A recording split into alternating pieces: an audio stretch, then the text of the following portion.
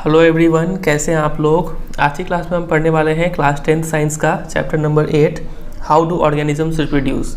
ये बायोलॉजी का एक चैप्टर है। चलिए स्टार्ट करते हैं। इससे पहले कि हम ये समझें कि ऑर्गेनिजम्स कैसे रिप्रोड्यूस करते हैं, हमें ये समझना होगा कि ऑर्गेनिजम्स क्यों रिप्रोड्यूस करते हैं। ऐसा तो नहीं है कि हम लोग रिप्रोडक्शन अगर नहीं करेंगे, मतलब नए इंडिविजुअल्स को पैदा नहीं करेंगे तो हम मर जाएंगे, ऐसा तो नहीं है। तो हमें इतना एनर्जी वेस्ट करने की ज़रूरत क्या है इस रिप्रोडक्शन में। तो इसका आंसर जो भी हो, एक बात तो पक्का है कि we notice organisms because they reproduce. हम लोग अपने आसपास ऑर्गेनिजम्स को देख पाते हैं, ठीक है। वो इसीलिए है क्योंकि वो लोग क्या करते हैं, रिप्रोड्यूस करते हैं। इसको आप ऐसे समझिए, मान लीजिए आपने किसी टाइगर को देखा है। मान लीजिए वर्ल्ड में सिर्फ एक ही टाइगर होता, तो क्या आप वो टाइगर को देख पाते? क्या नहीं देख पाते ना। या फिर मान लीजिए आपने देख भी लिया, तो आने वाला जो फ्यूचर जनरेशन है, क्या वो टाइगर देख पाता? नहीं देख पाता। तो हम लोग किसी भी ऑर्गेनिजम्स को नोटिस कर पाते हैं, टाइगर को देख पाते हैं, क्योंकि वो टाइगर कभी ना कभी रिप्रोडक्शन किया होगा। उसके माँ बाप होंगे, उसने रिप्रोड्यूस किया, तो आज हम उसे देख पा रहे हैं। फिर अब ये रिप्रोड्यूस करेगा तो हम लोग का जो आने वाला पीढ़ी है वो उस टाइगर को देख पाएगा, ठीक है। तो रिप्रोडक्शन से हम लोग क्या करते हैं, हम लोग ऑर्गेनिजम्स को नोटिस कर पाते हैं। इतना समझे। It is the large number of organisms belonging to a single species that bring them to our notice। तो एक ही स्पीसीज के कई सारे ऑर्गेनिजम्स होने के कारण ही हम लोग उस ऑर्गेनिज्म को नोटिस कर पाते हैं। समझे इतना। चलिए, स्पीसीज मतलब एक ही प्रजाति का। फॉर एग्जांपल ह्यूमन बींग एक स्पीसीज हो गया, टाइगर एक स्पीसीज हो गया, लायंस एक स्पीसीज हो गया। समझे। आगे बढ़ते हैं। तो reproducing organisms create new individuals that look very much like themselves. तो रिप्रोडक्शन का मतलब क्या हो गया, ऐसे इंडिविजुअल्स को क्रिएट करना जो ठीक उन्हीं की तरह दिखे।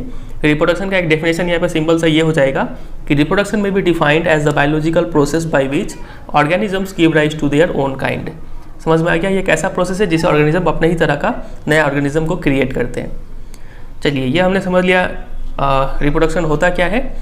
अब अगला टॉपिक है, do organisms create exact copies of themselves. तो हमने ये समझ लिया कि रिप्रोडक्शन के बाद बच्चा पैदा होगा, तो क्या वो बच्चा एकदम एग्जैक्ट कॉपी होगा पेरेंट्स का। चलिए देखते हैं ऐसा होता है कि नहीं।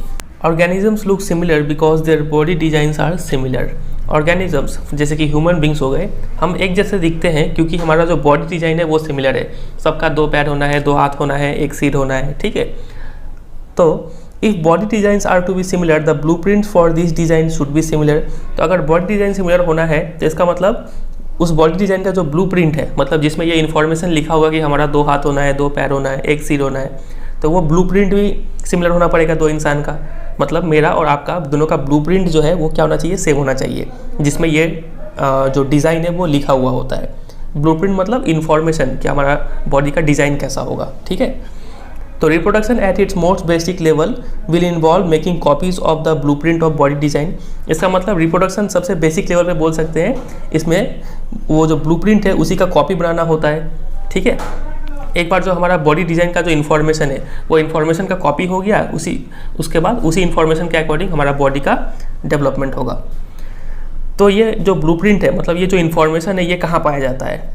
तो ये इन्फॉर्मेशन हमारे जो सेल्स है, सेल के अंदर न्यूक्लियस होता है, न्यूक्लियस के अंदर क्रोमोसोम्स होता है, और उस क्रोमोसोम्स के अंदर डीएनए होता है। तो इस डीएनए में ही ये इन्फॉर्मेशन पाया जाता है, ठीक है। एक बार यहाँ पे पढ़ लेते हैं। Chromosomes in the nucleus of a cell contain information. समझे। सेल के न्यूक्लियस के अंदर जो क्रोमोसोम होता है उसके अंदर ये इन्फॉर्मेशन होता है for inheritance of features from parents. हमारे पेरेंट्स से वो फीचर्स आ जाए। फीचर्स मतलब 2 हाथ होना, 2 पैर होना, to the next generation in the form of DNA. और ये जो इन्फॉर्मेशन है वो पास होता है in the form of DNA. DNA का फुल फॉर्म याद कर लीजिए, एग्जाम में पूछे जाते हैं, डीऑक्सीराइबोन्यूक्लिक एसिड मॉलिक्यूल्स, ठीक है। तो डीएनए जो कि पाया जाता है सेल के न्यूक्लियस के अंदर, यही क्या है, इन्फॉर्मेशन सोर्स है फॉर मेकिंग प्रोटीन्स। और प्रोटीन से ही क्या बनता है, मसल्स बनता है। अगर ये इन्फॉर्मेशन चेंज हो गया, डीएनए में जो इन्फॉर्मेशन है वो अगर चेंज हो गया, तो प्रोटीन का फॉर्मेशन भी चेंज हो जाएगा। और डिफरेंट प्रोटीन का मतलब ऑल्टर्ड बॉडी डिजाइन। ऑल्टर्ड का मतलब चेंज्ड बॉडी डिजाइन हमें देखने को मिलेगा, ठीक है। तो देयरफॉर बोल सकते हैं कि एक बेसिक इवेंट रिप्रोडक्शन के अंदर ये होता है कि creation of a DNA copy. सबसे छोटे स्तर पर रिप्रोडक्शन बोल सकते हैं कि डीएनए का कॉपी होना ही क्या कहलाता है, रिप्रोडक्शन कहलाता है। और डीएनए को कॉपी करने के लिए सेल्स क्या यूज़ करते हैं, केमिकल रिएक्शंस को यूज़ करते हैं, ठीक है। तो एक बार अभी तक जो भी पढ़े उसको एक बार रिकैप करते हैं। देखिए, ये है सेल, सेल के अंदर न्यूक्लियस, न्यूक्लियस के अंदर क्रोमोसोम्स, और क्रोमोसोम्स के अंदर डीएनए होता है। इसी डीएनए में क्या है, इन्फॉर्मेशन है कि जो प्रोटीन का फॉर्मेशन होगा वो कैसा होगा। ठीक है। अगर ये इन्फॉर्मेशन को चेंज कर देंगे तो प्रोटीन फॉर्मेशन चेंज हो जाएगा और हमारा बॉडी डिज़ाइन भी चेंज हो जाएगा। इतना समझे। तो रिप्रोडक्शन के अंदर क्या होता है, उसी डीएनए का कॉपी बनाना होता है, ठीक है। ये एक डीएनए है और इसी डीएनए का एक कॉपी बनेगा रिप्रोडक्शन के अंदर। मतलब इन्फॉर्मेशन पास हो गया इससे इसमें कि 2 हाथ बनाना है, 2 पैर बनाना है, 1 सिर बनाना है, ठीक है। और इस डीएनए कॉपी करने के लिए सेल्स कौन सा रिएक्शन यूज़ करते हैं, यहाँ पे लिखा हुआ है केमिकल रिएक्शंस का यूज़ करते हैं। इतना समझे। चलिए आगे बढ़ते हैं। अब देखिए, अब ऐसा भी नहीं है कि एक बार डीएनए कॉपी हो गया इसका मतलब डीएनए को शरीर के बाहर कर दो और इंडिविजुअल बन जाएगा, ऐसा नहीं है। हम लोग को डीएनए का साथ साथ एडिशनल सेलुलर एपरेटस मतलब सेल्स के अंदर जो भी एपरेटस होते हैं, for example cytoplasm, nucleus, mitochondria, Golgi bodies, ribosomes, ये सब भी देना होगा। सिर्फ डीएनए बना देने से काम नहीं होने वाला है, समझे। तो आगे देखते हैं क्या लिखा हुआ है। और हमने अभी देखा कि डीएनए कॉपी बनाने के लिए सेल्स केमिकल रिएक्शन का यूज़ करते हैं और कोई भी बायोकेमिकल रिएक्शन एब्सोल्युटली रिलायबल नहीं है। मतलब exact same to same DNA का कॉपी हमें कभी नहीं बनने वाला है। ये जो एक डीएनए था इसका जो कॉपी बन रहा था, ये कॉपी हुआ था by the use of chemical reaction. तो ये जो केमिकल रिएक्शन है ना, ये रिलायबल नहीं है, एग्जैक्ट कॉपी बना के नहीं देगा ये, समझे। तो इसका मतलब ये रहा। Therefore it is only to be expected that, हम इतना ही उम्मीद कर सकते हैं कि the process of copying the DNA will have some variations each time. हर बार जब डीएनए कॉपी होता है उसमें कुछ ना कुछ वेरिएशंस आ जाएगा। ये वर्ड को अंडरलाइन कीजिएगा, वेरिएशन बहुत इंपॉर्टेंट है। अब ये बार बार आपको सुनने को मिलेगा। मतलब बोलने का मतलब ये है कि मान लीजिए ये एक डीएनए था, इसका जब कॉपी हुआ यहाँ पे तो इसमें कुछ ना कुछ तो चेंजेस आया होगा इसमें, ठीक है। और उस चेंजेस में क्या होता है, उस चेंजेस को बोलते हैं वेरिएशन। इतना समझे। तो इसका मतलब DNA copy generated will be similar, एक जैसे तो होंगे, बॉडी डिजाइन सेम होगा कि 2 हाथ 2 पैर होना है, but may not be identical to the original. एकदम सेम टू सेम उसका आइडेंटिकल कॉपी नहीं होगा, सिमिलर होगा बट आइडेंटिकल नहीं होगा, समझे। कभी कभी तो ये वेरिएशन इतना ज़्यादा हो जाता है कि जो नया डीएनए बनता है ना, वो उस सेल एपरेटस को यूज़ नहीं कर पाता है और मरा हुआ बच्चा पैदा होता है, समझे। लेकिन नॉर्मली जनरली क्या होता है कि जो डीएनए कॉपी बनता है वो सेल एपरेटस को यूज़ कर लेता है और थोड़ा मोड़ा वेरिएशन होता है जो वो सर्वाइव कर जाता है। तो this inbuilt tendency for variation during reproduction is the basis for evolution. तो इसका मतलब हम बोल सकते हैं कि जब भी रिप्रोडक्शन होता है तो उसमें थोड़ा ना थोड़ा वेरिएशन आएगा। माता पिता से जब भी बच्चा पैदा होगा, ठीक है, तो बच्चा में थोड़ा ना थोड़ा तो वेरिएशन रहेगा और इसी वेरिएशन के कारण हमें क्या देखने को मिलता है, इवोल्यूशन देखने को मिलता है। आप इस पिक्चर को देखिए, पहले हम कैसे थे और देखिए आप कैसे हो गए। तो ऐसा इसलिए है क्योंकि जब ये लोग बच्चा पैदा किए होंगे पहले के ज़माने में तो उसमें थोड़ा चेंज आया होगा, फिर उसके बाद वो जब बच्चा पैदा किए होंगे तो उसमें थोड़ा और चेंजेस आया होगा। तो ऐसे करते करते कई साल में ये हम आज ऐसे देखने में है, ठीक है। तो ये जो इवोल्यूशन हुआ है वो हुआ है because of variation during reproduction के कारण। समझे कि नहीं समझे। चलिए अगला टॉपिक है। तो ये जो टॉपिक था हमारा कि do organisms create exact copies of themselves, क्या एकदम एग्जैक्ट कॉपी बनता है, तो इसका आंसर होगा नो। सिमिलर कॉपी बनता है बट नॉट आइडेंटिकल, ठीक है। चलिए दूसरा टॉपिक है द इंपॉर्टेंस ऑफ वेरिएशन। हमने अभी देखा कि रिप्रोडक्शन के दौरान वेरिएशन होता है, तो इसका इंपॉर्टेंस क्या है। हमने एक इंपॉर्टेंस तो समझ लिया कि ये इवोल्यूशन में हेल्प करता है। चलिए आगे देखते हैं और क्या इंपॉर्टेंस है। देखिए, तो population of organisms fill well defined places और niches in the ecosystem using their ability to reproduce.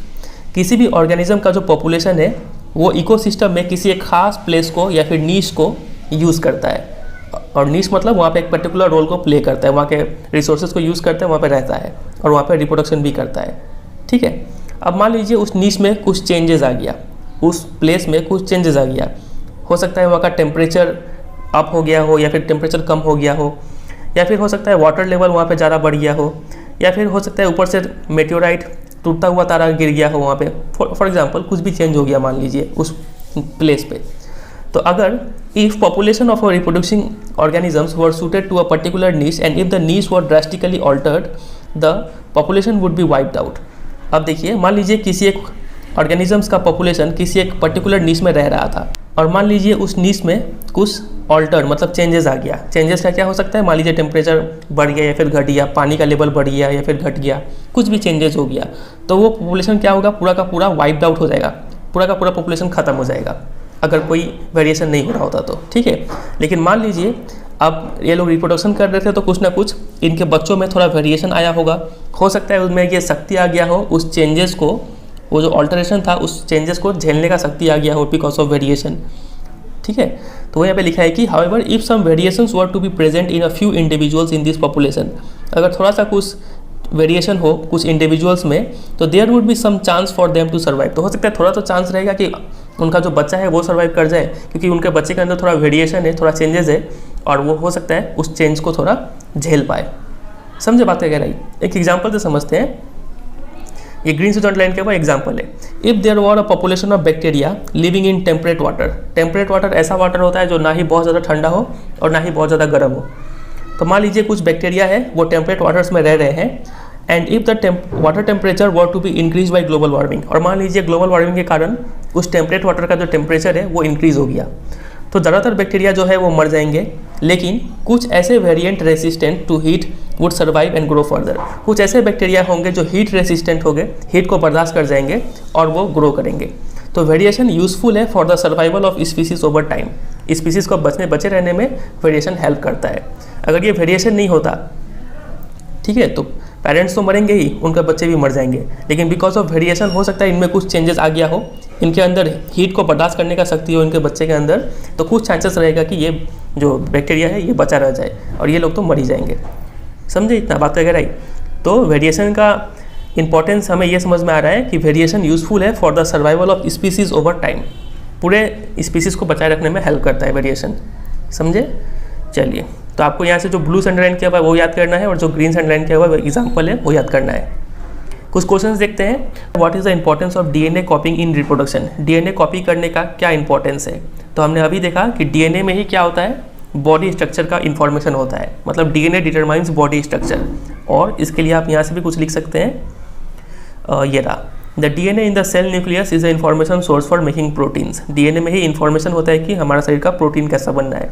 अगर ये इन्फॉर्मेशन चेंज हो जाएगा तो प्रोटीन चेंज हो जाएगा, और इस वजह से हमारा बॉडी डिज़ाइन भी चेंज हो सकता है। ठीक है, चलिए दूसरा क्वेश्चन है, why is variation beneficial to the species but not necessarily for the individual. Variation कैसे यूजफुल है स्पीसीज के लिए?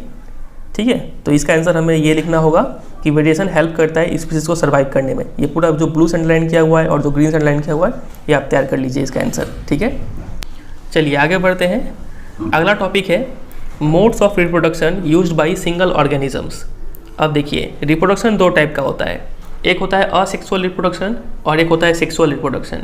असेक्सुअल रिप्रोडक्शन में सिंगल इंडिविजुअल इन्वॉल्व होते हैं एक बच्चे को प्रोड्यूस करने के लिए, लेकिन सेक्सुअल रिप्रोडक्शन में दो इंडिविजुअल इन्वॉल्व होते हैं एक बच्चे को प्रोड्यूस करने के लिए। ठीक है, तो आज की क्लास में हम लोग असेक्सुअल रिप्रोडक्शन को खत्म करेंगे। तो असेक्सुअल रिप्रोडक्शन का डेफिनेशन क्या हो जाएगा?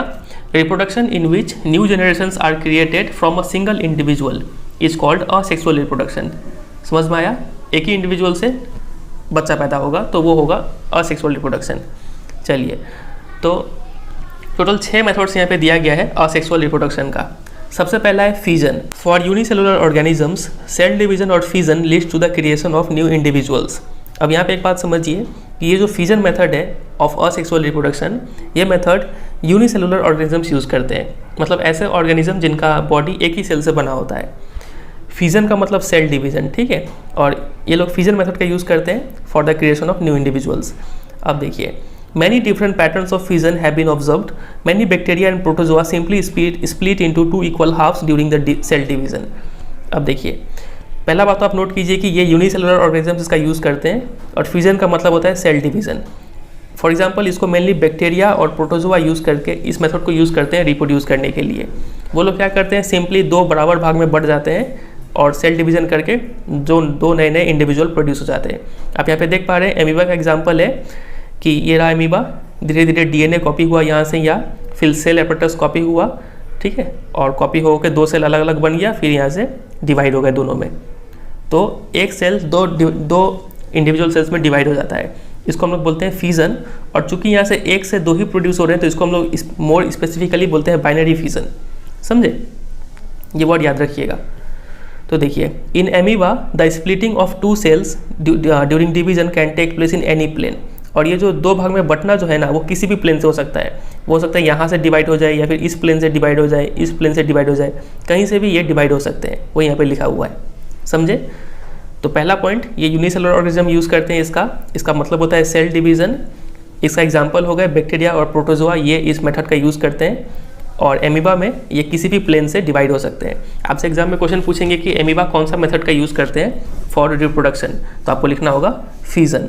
ठीक है, चलिए एक और एग्जांपल लेते हैं लेशमेनिया का। लेशमेनिया जिससे काला जर होता है, एक बीमारी है। ठीक है, इसका स्ट्रक्चर होता है वीप लाइक स्ट्रक्चर, चाबुक जैसा ये दिखने में होता है। और लेशमेनिया में binary fission occurs in a definite orientation in relation to these structures. मतलब एमीबा में क्या था कि कहीं से भी कट सकता था ना, किसी भी प्लेन से डिवीजन हो सकता था, लेकिन लेशमेनिया में जिसका वीप लाइक स्ट्रक्चर होता है और इससे काला जर होता है, ये लेशमेनिया में एक डेफिनिट ओरिएंटेशन में ही डिवीजन होता है। देखिए आप यहाँ पे सबसे पहले यहाँ पे डीएनए कॉपी हुआ, डीएनए कॉपी होने के बाद सेल एपरेटस कॉपी हो गया, 2 नए सेल्स बन गए और फिर यहाँ बीच से इसी डायरेक्शन से डिवाइड हो गए। ठीक है, फिर देखिए 2 लेशमेनिया प्रोड्यूस हो गया। ऐसा नहीं था कि ये लेशमेनिया यहाँ से डिवाइड हो जाता है, ऐसा नहीं था। ठीक है, इसी डायरेक्शन से ये कटेगा। ठीक है, चलिए तो हमने 2 एग्जाम्पल देखा, एक और एग्जाम्पल देखते हैं। एक मलेरियल पैरासाइट है जिसको प्लाज्मोडियम बोलते हैं।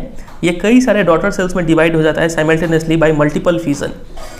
अब यहाँ तक में देखिए ये दोनों में क्या था, 1 से 2 मिल रहा था, यहाँ पर भी 1 से 2 मिला, तो ये तो था दोनों ही बाइनरी फिजन।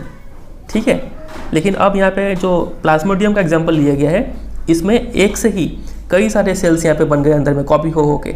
ठीक है, और ये एकदम जब फटेगा तो कई सारे इंडिविजुअल्स प्रोड्यूस हो जाएंगे, तो इसको बोलते हैं मल्टीपल फिजन। मल्टीपल फिजन में मोर देन 2 ऑफ स्प्रिंग पैदा होते हैं। ठीक है, तो देखिए अगर कोई आपसे फिजन का एग्जांपल पूछे कि किस किस ऑर्गेनिज्म में फिजन का यूज़ किया जाता है, तो आप एमीबा लिख सकते हैं, लेशमेनिया लिख सकते हैं या फिर प्लाज्मोडियम लिख सकते हैं। लेकिन अगर आपसे कोई पूछे कि बाइनरी फिजन का एग्जांपल दो, तो आपको सिर्फ एमीबा और लेशमेनिया ही देना होगा। और आपसे कोई मल्टीपल फिजन का एग्जांपल पूछे तो आपको प्लाज्मोडियम ही देना होगा। ठीक है, और ये बात याद कर लीजिएगा कि लेशमेनिया से काला जर होता है और प्लाज्मोडियम मलेरियल पैरासाइट है। ठीक है, चलिए तो ये हमने ख़त्म कर लिया फिजन, जो सिंपली डिवीज़न को बोला जाता है। अगला है फ्रैगमेंटेशन। फ्रैगमेंटेशन का यूज़ ऐसे मल्टी सेलुलर ऑर्गेनिजम्स करते हैं जिनका बॉडी डिज़ाइन थोड़ा सिंपल हो। आप स्पाइरोगारा का एग्जांपल लीजिए। स्पाइरोगारा क्या करता है, simply breakup into smaller pieces upon maturation. जब ये मैच्योर हो जाता है तो सिंपली स्मॉलर पीसेस में ब्रेक हो जाता है और यही पीसेस या फिर फ्रैगमेंट्स नए इंडिविजुअल्स में ग्रो कर जाते हैं। आप इस पिक्चर में देख पा रहे हैं कि वहाँ से ब्रेक किया और ब्रेक करने के बाद 2 पीसेस बना और ये दोनों पीसेस या फिर फ्रैगमेंट्स बाद में नए इंडिविजुअल्स में ग्रो हो जाते हैं। फिर ये भी जब मैच्योर हो जाएंगे तो ये भी ब्रेक हो जाएंगे, जब रिप्रोडक्शन करने का मन करेगा तो फिर ब्रेक होने के बाद दोनों फिर ग्रो कर जाएंगे। ठीक है, मतलब एक ही पार्ट से 2 पार्ट बन जा रहा है। तो ये था सिंपल में फ्रैगमेंटेशन। अब आप सोच रहे होंगे कि हम लोग भी तो मल्टी सेलुलर ऑर्गेनिजम्स है, तो क्या हम लोग फ्रैगमेंटेशन का यूज़ करके रिप्रोडक्शन कर सकते हैं क्या? तो इसका आंसर होगा नहीं, क्योंकि हमारा शरीर सिंपली सेल से नहीं बना हुआ है। हम लोग के अंदर सेल से टिश्यू बनता है, फिर टिश्यू से ऑर्गन्स बनता है और ये ऑर्गन्स का डिफिनिट पोजीशन है शरीर के अंदर। तो सिंपली सेल बाय सेल, एक ही सेल से डिवाइड कर करके हम लोग का इतना बड़ा शरीर बन पाना और इतना ऑर्गेनाइज्ड वे में बन पाना, ये एक इम्प्रैक्टिकल बात होगा। ठीक है, तो हम लोग मल्टी सेलुलर ऑर्गेनिज्म से ये थोड़ा more complex way of reproduction use करते हैं, जिसको हम लोग पार्ट 2 में थोड़ा डिटेल में देखेंगे। ठीक है, अभी के लिए सिर्फ आप इतना समझिए कि हम लोग फ्रैगमेंटेशन से रिप्रोडक्शन नहीं कर सकते। तो ये हुआ फ्रैगमेंटेशन। आगे बढ़ते हैं। इसमें इंपॉर्टेंट बात ये है कि फ्रैगमेंटेशन कौन सा ऑर्गेनिज्म यूज़ करता है, तो आप एग्जाम्पल याद रखिएगा, स्पाइरोगायरा। ठीक है, चलिए मूव करते हैं अगले मोड ऑफ असेक्सुअल रिप्रोडक्शन पे, जो कि है रीजनरेशन। रीजनरेशन का यूज़ करते हैं फुल्ली डिफरेंशिएटेड ऑर्गेनिजम्स रिप्रोड्यूस करने के लिए। डिफरेंशिएटेड ऑर्गेनिजम्स किसको बोलते हैं? ऐसे ऑर्गेनिजम्स जिनका बॉडी कम्प्लीटली डेवलप्ड हो और जिनका जो सेल्स या फिर टिश्यूज़ है वो स्पेशलाइज्ड फंक्शंस को परफॉर्म करें, उसको बोलते हैं डिफरेंशिएटेड ऑर्गेनिजम्स। तो जो फुल्ली डिफरेंशिएटेड ऑर्गेनिजम्स होते हैं वो रीजनरेशन प्रोसेस का यूज़ करते हैं। तो ये देखिए, इसमें क्या होता है, they have the ability to give rise to new individuals from their body parts. इनमें एक खास एबिलिटी होता है कि इनके बॉडी पार्ट से नए नए इंडिविजुअल्स ग्रो कर जाए। That is, if the individual is somehow cut और broken up into many pieces, many of this pieces grow into separate individuals. अगर ये इसका शरीर को किसी भी तरीके से काट दिया जाए तो ये कटअप हुआ जो पार्ट है वो वापस ग्रो करके एक नया इंडिविजुअल क्रिएट हो जाएगा। ठीक है, इसका एग्जाम्पल हो गया हाइड्रा और प्लेनेरिया। इनको कितने भी नंबर ऑफ पीसेस में काट दीजिए और हर एक पीस जो है वो ग्रो कर जाएगा इनटू कंप्लीट ऑर्गेनिज्म में। इस प्रोसेस को बोलते हैं रीजनरेशन। आप इसका एग्जांपल यहाँ पे देखिए, प्लेनेरिया का एग्जांपल है। ये था प्लेनेरिया, इसको 3 भाग में कट कर दिया गया और देखिए हर एक पार्ट वापस रीग्रो कर गया। तो इस प्रोसेस को बोलते हैं रीजनरेशन। समझ रहे हैं बात वगैरह ये? आगे देखते हैं और इसमें क्या लिखा हुआ है। अब देखिए इसमें कुछ कंडीशन है कि regeneration is carried out by specialised cells. Regeneration करने के लिए ये सेल्स होना बहुत ज़रूरी है। स्पेशलाइज्ड सेल्स क्या करते हैं, proliferate and make large number of cells. ये वापस डिवाइड होकर बहुत सारे सेल्स बनाते हैं और इन्हीं बहुत सारे सेल्स से different cells undergo changes to become various cell types and tissues. कुछ सेल्स चेंज हो जाते हैं और चेंज होके अलग टाइप के सेल्स बनते हैं और उससे कुछ अलग टाइप के टिश्यू बनते हैं।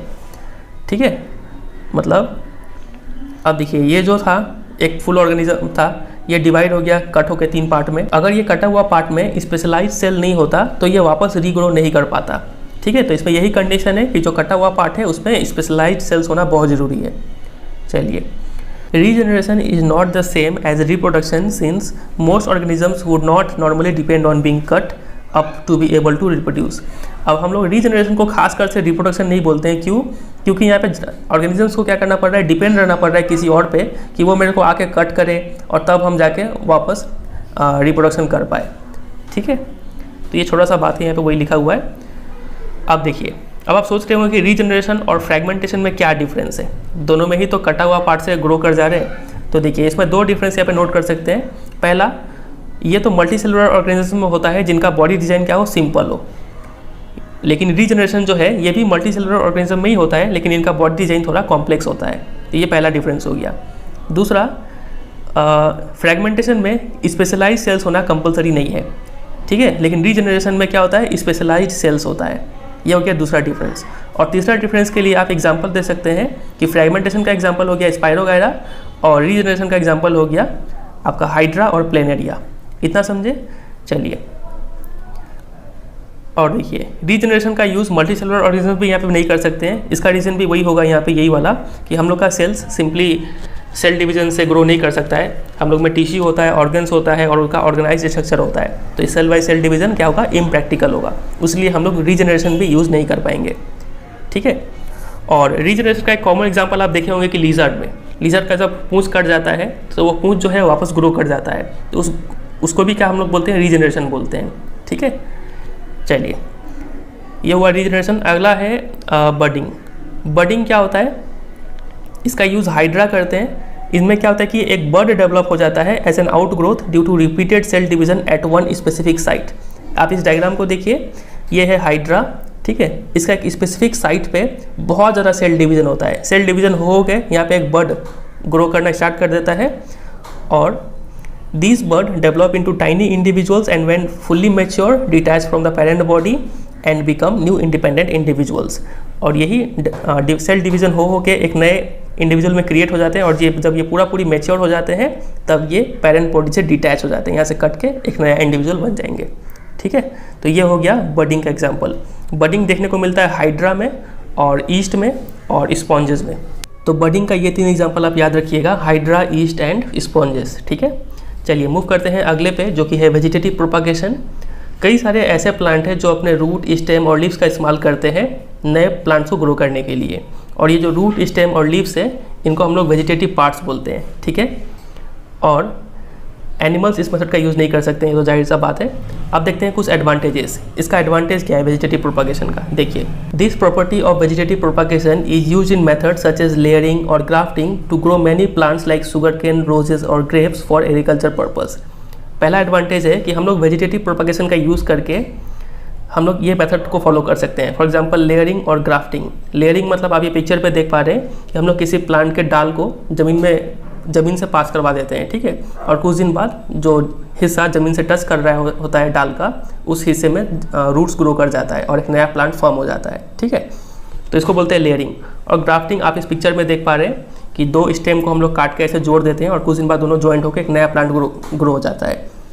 तो हम लोग ये दोनों मेथड हम लोग इसीलिए फॉलो कर पा रहे हैं क्योंकि हम लोग वेजिटेटिव प्रोपागेशन का यूज़ कर रहे हैं यहाँ पे। तो वेजिटेटिव प्रोपागेशन का यूज़ करके हम लोग शुगर केन, रोजेस और ग्रेप्स जैसे प्लांट को ग्रो कर सकते हैं फॉर एग्रीकल्चर पर्पस। ये हो गया पहला एडवांटेज।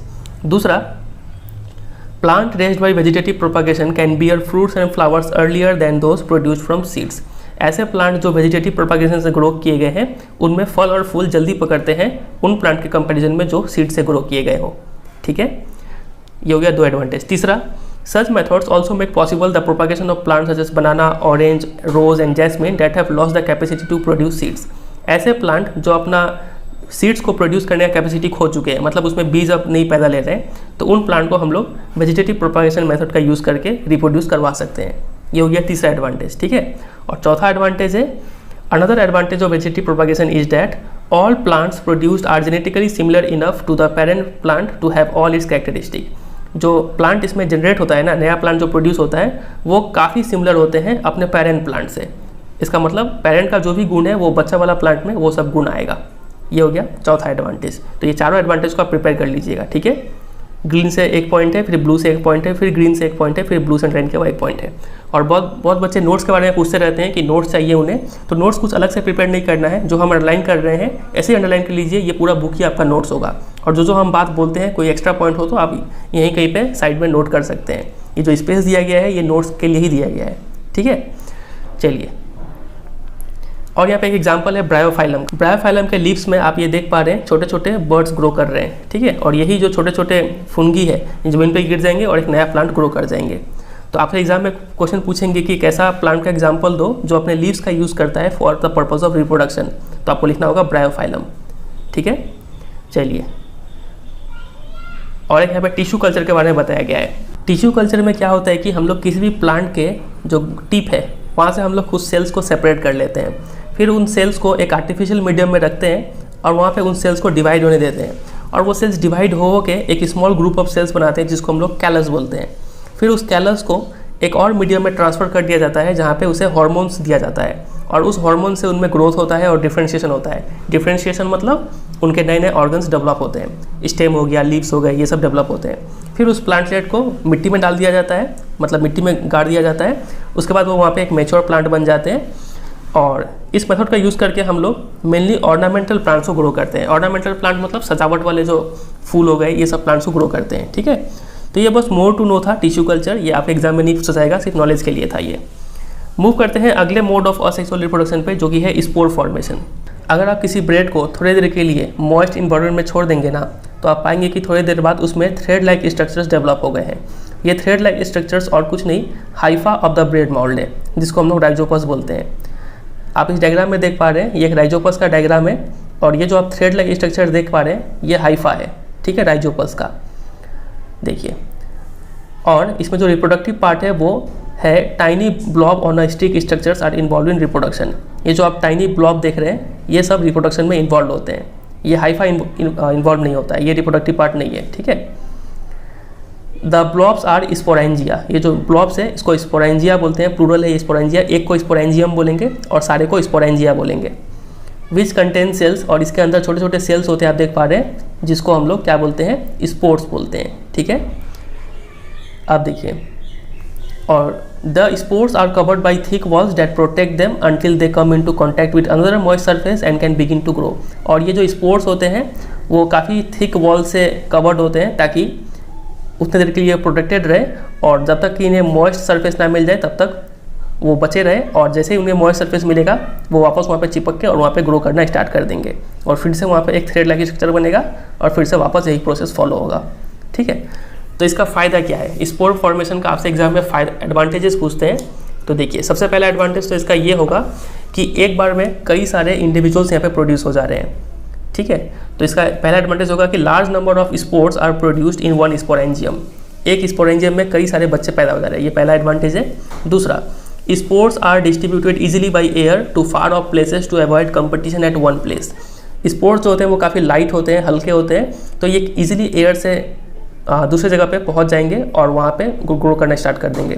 मतलब एक ही जगह पे रह के बहुत ज़्यादा कंपटीशन नहीं करेंगे ये लोग रिसोर्सेज के लिए, ठीक है। तीसरा एडवांटेज होगा इसका, spores are covered by thick walls to prevent them from unfavourable conditions. Spores एक थिक वॉल से कवर्ड होते हैं जो उन्हें अनफेवरेबल कंडीशन से बचा के रखता है, ठीक है। तो ये हो गया 3 एडवांटेज ऑफ स्पोर फॉर्मेशन। चलिए कुछ क्वेश्चन देखते हैं। पहला क्वेश्चन है, how does binary fission differ from multiple fission. तो बाइनरी फिजन में 2 ऑर्गेनिजम्स रिप्रोड्यूस होते हैं और मल्टीपल फिजन में मोर देन 2 ऑर्गेनिजम्स रिप्रोड्यूस होते हैं। और दूसरा पॉइंट में आप एक सा एग्जाम्पल दे सकते हैं। बाइनरी फिजन का एग्जाम्पल हो जाएगा एमीबा और लिशमेनिया, और मल्टीपल फिजन का एग्जाम्पल हो जाएगा प्लाज्मोडियम, ठीक है। दूसरा question, how will an organism be benefited if it reproduces through spores. अगर स्पोर से रिप्रोडक्शन करेंगे तो क्या बेनिफिट होगा, तो अभी हमने बताया वो 3 बेनिफिट, वो लिखना होगा। Question number 3, can you think of reasons why more complex organisms can not give rise to new individual through regeneration. जो कॉम्प्लेक्स ऑर्गेनिज्म है जैसे कि हम लोग रीजनरेशन से बच्चा पैदा क्यों नहीं कर सकते हैं, तो इसका रीज़न वही होगा कि हमारा शरीर सिंपली सेल से नहीं बना हुआ है, बल्कि सेल से टिश्यू बनता है, टिश्यू से ऑर्गन बनता है, वो ऑर्गन डिफिनिट प्लेस में ऑर्गेनाइज होते हैं, तो cell by cell division impractical होगा। ठीक है, चलिए question number 4, why is vegetative propagation practised for growing some types of plant. Vegetative propagation को क्यों प्रैक्टिस किया जाता है, तो इसका वही एडवांटेज आपको लिख देना है, जो 4 एडवांटेज मैंने आपको बताया था इसका, वो आपको यहाँ पे लिखना होगा। Question number 5, why is DNA copying an essential part of the process of reproduction. तो डीएनए कॉपिंग का इंपॉर्टेंस क्या है, तो आपको लिखना होगा डीएनए में ही, DNA determines the body structure, DNA में ही इंफॉर्मेशन सोर्स होता है for the development of protein. ठीक है, तो ये रहे 5 क्वेश्चंस, काफ़ी अच्छे क्वेश्चन है ये, इसको तैयार कर लीजिएगा। उम्मीद करते हैं आपको आज का वीडियो समझ में आया होगा। नेक्स्ट जो पार्ट है सेक्सुअल रिप्रोडक्शन, इसको हम लोग पार्ट 2 में करेंगे, और आपसे रिक्वेस्ट रहेगा कि आप जरूर उस पार्ट 2 को देखिएगा, क्योंकि वो इतना नॉलेजेबल है ना, सिर्फ एग्जाम के लिए नहीं बल्कि आपके लाइफ के लिए भी आपको बहुत सारी चीज़ में पता चलेगा जो आपको जानना जरूरी है। ठीक है, चलिए फिर एंड करते हैं इस वीडियो को। वीडियो अच्छा लगा तो वीडियो को जरूर एक लाइक कीजिएगा, दोस्तों के साथ भी शेयर कीजिएगा, और अगर आप चैनल पर नए हैं तो चैनल को सब्सक्राइब करिए, और चैनल पर बाकी वीडियोस को उसको भी चेकआउट कीजिए, आपको जरूर पसंद आएगा। ठीक है, और अगर आज की क्लास में कोई भी डाउट अगर रह गया हो तो बेझिझक कमेंट सेक्शन में पूछिए, आपको वहाँ पे आंसर मिल जाएगा। ठीक है, चलिए फिर एंड करते हैं, मिलते हैं बहुत जल्द पार्ट 2 के साथ, जिसमें हम लोग सेक्सुअल रिप्रोडक्शन को खत्म करेंगे। तब तक के लिए goodbye and take care.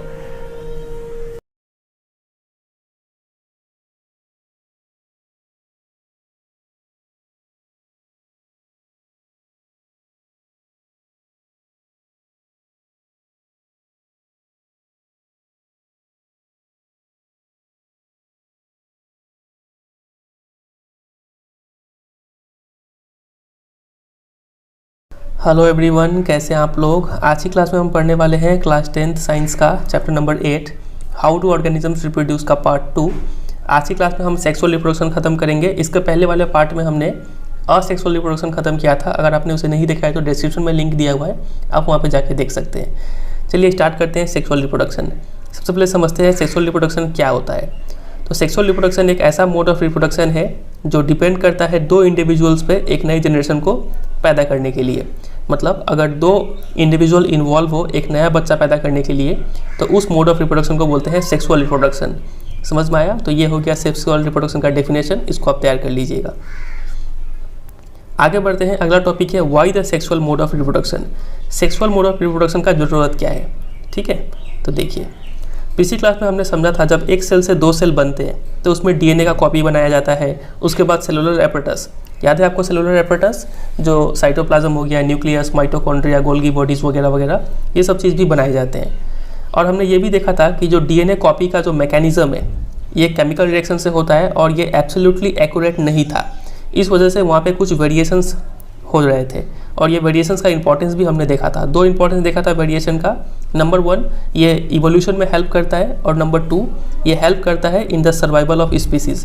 याद है आपको, हमने बैक्टीरिया का एग्जांपल लेके समझा था। ठीक है, तो हम चाहते हैं कि ये वेरिएशन ज़्यादा से ज़्यादा हो। ठीक है, more and more variations to be generated, हम ये चाहते हैं। अब देखिए, लेकिन जब असेक्सुअल रिप्रोडक्शन हो रहा होता है ना, उसमें जो डीएनए कॉपिंग मैकेनिज्म है ये वेरिएशन तो पैदा करता है, लेकिन ये काफ़ी स्लो वेरिएशन पैदा करता है, ज़्यादा वेरिएशन नहीं कर पाता है। तो हम कैसे इस प्रोसेस को स्पीड अप कर सकते हैं, कैसे हम ज़्यादा से ज़्यादा वेरिएशन ला सकते हैं नए इंडिविजुअल में। तो इसका एक उपाय है, हम क्या कर सकते हैं कि 2 अगर डिफरेंट इंडिविजुअल्स लेंगे पॉपुलेशन से, तो उन दोनों का अलग अलग वेरिएशन होगा, और इन दोनों इंडिविजुअल्स के अगर डीएनए को कंबाइन कर दे, मतलब इन दोनों के वेरिएशन को कंबाइन कर दे, तो एक नया वेरिएशन होगा, समझे, और इसमें ज़्यादा वेरिएशन हो पाएगा। तो सेक्सुअल मोड ऑफ रिप्रोडक्शन में यही चीज़ का यूज़ किया जाता है। It incorporates such a process of combining DNA from 2 different individuals during reproduction. मतलब सेक्सुअल रिप्रोडक्शन में 2 इंडिविजुअल्स का डीएनए को कंबाइन किया जाता है, और उस वजह से एक नया डीएनए फॉर्म होता है, और उस डीएनए में ज़्यादा वेरिएशन होता है। तो ये जो क्वेश्चन था यहाँ पे कि why the sexual mode of reproduction, इसका इंपॉर्टेंस अब हमें समझ में आया कि सेक्सुअल मोड ऑफ रिप्रोडक्शन में ज़्यादा वेरिएशन होता है compare to asexual mode of reproduction. समझे इतना? चलिए आगे बढ़ते हैं। अब देखिए यहाँ पे एक बहुत बड़ा डिफ़िकल्टी आ जाता है। वो डिफ़िकल्टी ये है कि अगर हम लोग 2 ऑर्गेनिजम्स का 2 इंडिविजुअल का डीएनए कंबाइन करके एक नया डीएनए बनाएंगे, तो उस ऑर्गेनिज्म में बच्चे में डबल डीएनए हो जाएगा। इसका जितना डीएनए था, इसका जितना डीएनए था, 2 डीएनए मिलेगा तो इसमें डबल डीएनए हो जाएगा ना, तो twice the amount of DNA हो जाएगा। तो वो जो नया डीएनए है वो सेलुलर एपरेटस को यूज़ नहीं कर पाएगा और इस वजह से वो डीएनए मर जाएगा। तो इसका एक सॉल्यूशन जो बहुत सारे मल्टी सेलुलर ऑर्गेनिज्म यूज़ करते हैं वो ये है कि उनके शरीर में एक स्पेशलाइज्ड ऑर्गन्स होते हैं। अब स्पेशलाइज्ड ऑर्गन्स क्या होता है अभी हम थोड़ी देर में और डिटेल में देखेंगे।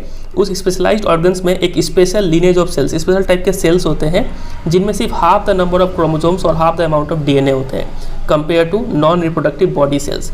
अब ये क्या सब लिखा हुआ है, चलिए इसको समझते हैं। देखिए समझते हैं डीएनए लोकेटेड कहाँ पे होता है।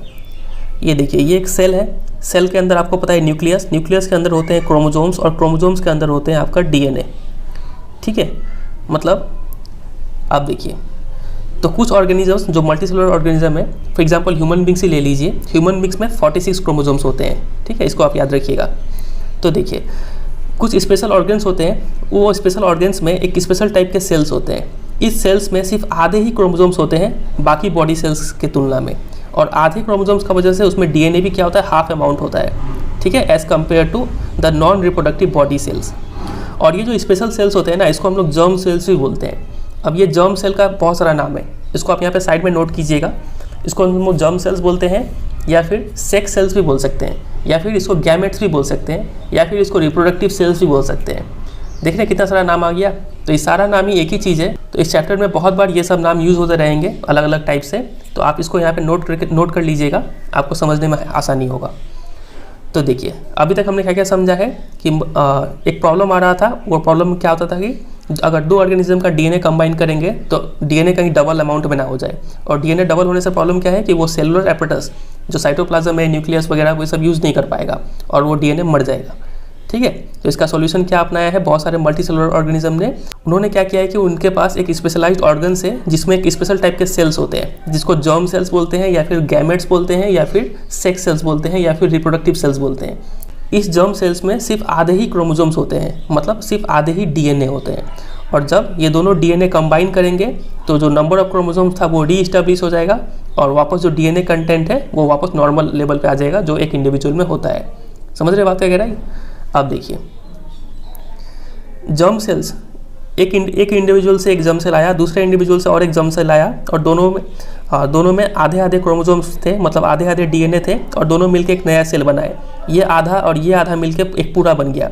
अगर हम ह्यूमन बींग्स का एग्जांपल लें, ह्यूमन बींग्स का सेल में 46 क्रोमोसोम्स होते हैं, लेकिन चूंकि ये जर्म सेल्स में सिर्फ आधे ही क्रोमोसोम्स होंगे, इसका मतलब इस जर्म सेल में सिर्फ 23 क्रोमोसोम्स होंगे और इस जर्म सेल में सिर्फ 23 क्रोमोसोम्स होंगे, और ये 23 मिलके यहाँ पे 46, मतलब जो नॉर्मल ह्यूमन बींग्स में जो जितने क्रोमोसोम्स होते हैं वो वापस रीस्टोर हो जाएगा। ठीक है, अब देखिए तो 2 जर्म सेल्स मिलके एक नया सेल बनाते हैं, तो इस नए सेल को हम लोग क्या बोलते हैं, जाइगोट बोलते हैं। ये एक नया टर्म आ गया, इसको याद कीजिए। जाइगोट क्या होता है, 2 जर्म सेल्स का मिक्सचर को बोलते हैं जाइगोट। ठीक है, अब देखिए अब ये जाइगोट क्या हो जाएगा, ग्रो करेगा और डेवलप कर जाएगा एक नए ऑर्गेनिज्म में। लेकिन इस जाइगोट को ग्रो और डेवलप करने के लिए कुछ एनर्जी चाहिए, स्टोर्स ऑफ एनर्जी चाहिए। अब ये कैसे इसको मिलेगा, अब देखिए हमने अभी भी देखा जो जर्म सेल्स है वो 2 इंडिविजुअल से आएंगे। तो एक जर्म सेल जो होता है ना वो थोड़ा बड़ा होता है और उसमें फूड स्टोर्स होता है, और दूसरा जो जर्म सेल है वो छोटा होता है लेकिन मोटाइल मतलब मूवेबल, मूव कर सकता है वो। तो ऐसा जर्म सेल जो मूव कर सकता है उसको हम लोग मेल गैमेट बोलते हैं, और ऐसा जर्म सेल जो खाना स्टोर करता है, फूड स्टोर करता है, वो होता है फीमेल गैमेट। बात अगर समझ रहे हैं। देखिए अब यहाँ पे गैमेट शब्द आ गया ना, समझ रहे हैं ना, गैमेट किसको बोला जा रहा है, जर्म सेल को बोला जा रहा है। जर्म सेल 2 टाइप का होता है, एक होता है बड़ा जिसमें फूड हो, ठीक है, और एक होता है छोटा जो मोटाइल हो, मूव कर पाए। तो जो बड़ा और फूड है उसको हम लोग फीमेल गैमेट बोलते हैं, और जो छोटा और मूव कर सकता है उसको हम लोग मेल गैमेट बोलते हैं। इतना बात आप याद रखिएगा। ठीक है, चलिए अब इसको हम लोग, तो ये हमने बेसिक समझ लिया, अब इसको अप्लाई करेंगे पहले फ्लावरिंग प्लांट्स में और उसके बाद ह्यूमन बींग्स में, समझेंगे कि ये सब कैसे काम होता है। फिलहाल के लिए आप यहाँ पे एक और टर्म समझिए जिसको बोलते हैं फर्टिलाइजेशन। तो देखिए ये है एक मेल गैमेट और ये है फीमेल गैमेट, दोनों में आधे क्रोमोसोम्स दोनों मिक्स होंगे, और मिक्स होकर क्या बना देंगे, जाइगोट बना देंगे। इस जाइगोट में नॉर्मल नंबर ऑफ क्रोमोसोम्स होंगे। अब देखिए इस दोनों का जो मिलने का प्रोसेस है इसको हम लोग बोलते हैं फर्टिलाइजेशन। तो what is fertilisation, the process of fusion of male and female gamete is called fertilisation. Fusion मतलब दोनों का मिलना। ठीक है, इतना बात आप समझे। तो अभी तक हमने जो भी पढ़ा है उसको एक बार जल्दी से रिकैप करते हैं। सबसे पहले हमने समझा कि सेक्सुअल रिप्रोडक्शन बोलते किसको है। इसमें 2 इंडिविजुअल इन्वॉल्व होते हैं और एक नया जनरेशन मतलब एक नया बच्चा पैदा होता है। इसका ज़रूरत क्या है? इसका ज़रूरत यही है कि इससे ज़्यादा वेरिएशन पैदा होता है क्योंकि इसमें 2 इंडिविजुअल इन्वॉल्व होते हैं, दोनों का वेरिएशन कंबाइन होकर एक और नया वेरिएशन पैदा हो जाता है। ठीक है, ये हमने समझा। लेकिन यहाँ पे एक मेजर डिफिकल्टी, एक प्रॉब्लम आता है कि डीएनए कहीं डबल ना हो जाए। तो इस प्रॉब्लम को सॉल्व करने के लिए ऑर्गेनिजम्स के पास क्या होता है? स्पेशलाइज्ड ऑर्गन्स होते हैं। उस स्पेशलाइज्ड ऑर्गन्स में स्पेशल टाइप के सेल्स होते हैं जिनको हम लोग जर्म सेल्स या फिर गैमेट्स या फिर सेक्स सेल्स या फिर रिप्रोडक्टिव सेल्स बोलते हैं। इस जर्म सेल्स में हाफ क्रोमोसोम्स होते हैं, मतलब हाफ डीएनए अमाउंट होते हैं, और ये दोनों जब जर्म सेल्स कंबाइन करते हैं तो डीएनए का नंबर वापस रीस्टोर हो जाता है। और 2 जर्म सेल जब कंबाइन होकर जो एक नया सेल बनेगा उसको हम लोग जाइगोट बोलते हैं, और इस दोनों का मिलने का प्रोसेस को बोलते हैं फर्टिलाइजेशन। ठीक है, इतना समझे। अब ये जाइगोट ग्रो कर जाएगा नए ऑर्गेनिज्म में। अब हमने देखा फिर जर्म सेल्स का टाइप, 2 टाइप के होते हैं, एक होता है फीमेल जर्म सेल्स और एक होता है male germ cell. Female germ cells या फिर फीमेल गैमेट में फूड स्टोर होता है और मेल जर्म सेल मूव कर सकता है और वो थोड़ा छोटा होता है। ठीक है, इतना बात समझे। अब हम लोग देखेंगे कि sexual reproduction in flowering plants ये कैसे काम होता है। यहाँ पे बात करते हैं फ्लावर के कितने पार्ट्स होते हैं। तो देखिए फ्लावर के 4 पार्ट्स होते हैं, सेपल, पेटल, स्टेमन और पिस्टिल। ठीक है, अब यहाँ पे जो स्टेमन और पिस्टिल है इसको reproductive part of a flower बोलते हैं। क्यों? क्योंकि इसमें क्या होता है? जर्म सेल्स होता है। जर्म सेल्स को और क्या क्या बोलते हैं हम लोग? Gametes, reproductive cells, sex cells. ठीक है, चलिए अब देखिए फ्लावर 2 टाइप के होते हैं। क्या तो फ्लावर यूनिसेक्सुअल हो सकता है, जैसे कि पपाया और वाटरमेलन के फ्लावर होते हैं। इसमें क्या तो स्टेमन होगा नहीं तो पिस्टिल होगा। समझ रहे हैं, ये दोनों रिप्रोडक्टिव पार्ट है। अगर किसी फ्लावर में क्या तो सिर्फ स्टेमन है नहीं तो सिर्फ पिस्टिल है, सिर्फ दोनों में से कोई एक होने से उस फ्लावर को यूनिसेक्सुअल फ्लावर बोलेंगे। और अगर किसी फ्लावर में दोनों ही है, स्टेमन और पिस्टिल दोनों, तो उसको बाइसेक्सुअल फ्लावर बोलते हैं। इससे एग्जाम्पल है हिबिस्कस और मस्टर्ड। एग्जाम्पल याद रखिएगा, एग्जाम में क्वेश्चन पूछ सकते हैं। ठीक है, तो यूनिसेक्सुअल बाइसेक्सुअल क्लियर हुआ। आगे देखते हैं। अब देखिए हमने ये तो समझ लिया कि स्टेमन और पिस्टिल रिप्रोडक्टिव पार्ट है। अब कौन सा मेल रिप्रोडक्टिव पार्ट है और कौन सा फीमेल रिप्रोडक्टिव पार्ट है? तो स्टेमन जो है ना, ये है मेल रिप्रोडक्टिव पार्ट। और देखिए इसको याद कैसे करेंगे? तो स्टेमन में देखिए मेन है, कहीं पीछे में मेन छिपा हुआ है, तो मेन से याद समझ जाएंगे कि ये मेल रिप्रोडक्टिव पार्ट है और दूसरा वाला ऑटोमेटिकली फीमेल रिप्रोडक्टिव पार्ट हो जाएगा। ठीक है, अब देखिए, अब ये चूँकि मेल रिप्रोडक्टिव पार्ट है तो ये जर्म सेल्स प्रोड्यूस करेंगे। तो यहाँ पे जो मेल जर्म सेल है वो है पोलन ग्रेन, ये याद रखिएगा। ठीक है, स्टेमन क्या प्रोड्यूस करता है? पोलन ग्रेन प्रोड्यूस करता है। और स्टेमन 2 चीज़ से मिलकर बना है, एंथर और फिलामेंट। आप इस पिक्चर में देखिए, ये जो ट्यूब है यहाँ पे ऊपर जो गोला बना हुआ है, ऊपर वाले को एंथर बोलते हैं और नीचे वाला जो ट्यूब है उसको फिलामेंट बोलते हैं। ठीक है, चलिए और फिर अब बात करते हैं पिस्टिल पे। पिस्टिल का भी 3 पार्ट है, स्टिग्मा, स्टाइल एंड ओवेरी। और पिस्टिल क्या है? फीमेल रिप्रोडक्टिव पार्ट है। ये 3 पार्ट से बना हुआ है। 3 पार्ट का नाम क्या क्या है? ओवेरी, स्टाइल, स्टिग्मा हमने अभी देखा। The ovary contains ovules and each ovule has an egg. अब देखिए ये यहाँ पे जो फीमेल रिप्रोडक्टिव पार्ट था जिसको पिस्टिल बोलते हैं, पिस्टिल का ड्राइंग यहाँ पे बना हुआ है। ठीक है, इसका मेन 3 पार्ट है, स्टिग्मा और बीच में है ये चीज़ तो स्टाइल और इधर है ovary.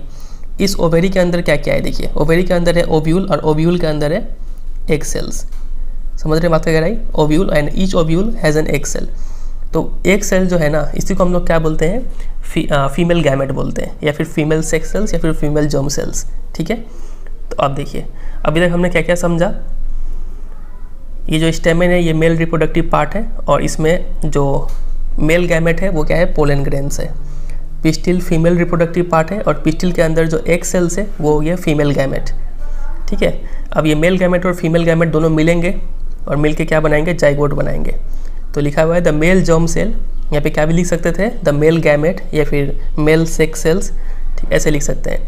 The male germ cell produced by pollen grain fuses with the female gamete. Female gamete समझ रहे हैं? यहाँ पे चाहते तो फीमेल जर्म सेल या फिर फीमेल सेक्स सेल्स ये भी लिख सकते थे, प्रेजेंट इन द ओव्यूल। तो मेल जर्म सेल और फीमेल गैमेट का दोनों का फ्यूज़न होगा। फ्यूज़न मतलब मिलन होगा और इसी फ्यूज़न को क्या बोलते हैं? फर्टिलाइजेशन बोलते हैं। अभी आपको थोड़ी देर पहले बोले थे fusion of germ cells is known as fertilisation. और फर्टिलाइजेशन होने के बाद हमें क्या मिलेगा? जाइगोट मिलेगा। समझ रहे हैं? और यही जाइगोट आगे चल के क्या बन जाएगा? एक नया प्लांट बन जाएगा। अब यहाँ पे हमें एक टर्म समझना होगा जिसको बोलते हैं पॉलिनेशन। पॉलिनेशन क्या होता है? Pollination is the transfer of pollen grain from anther to stigma.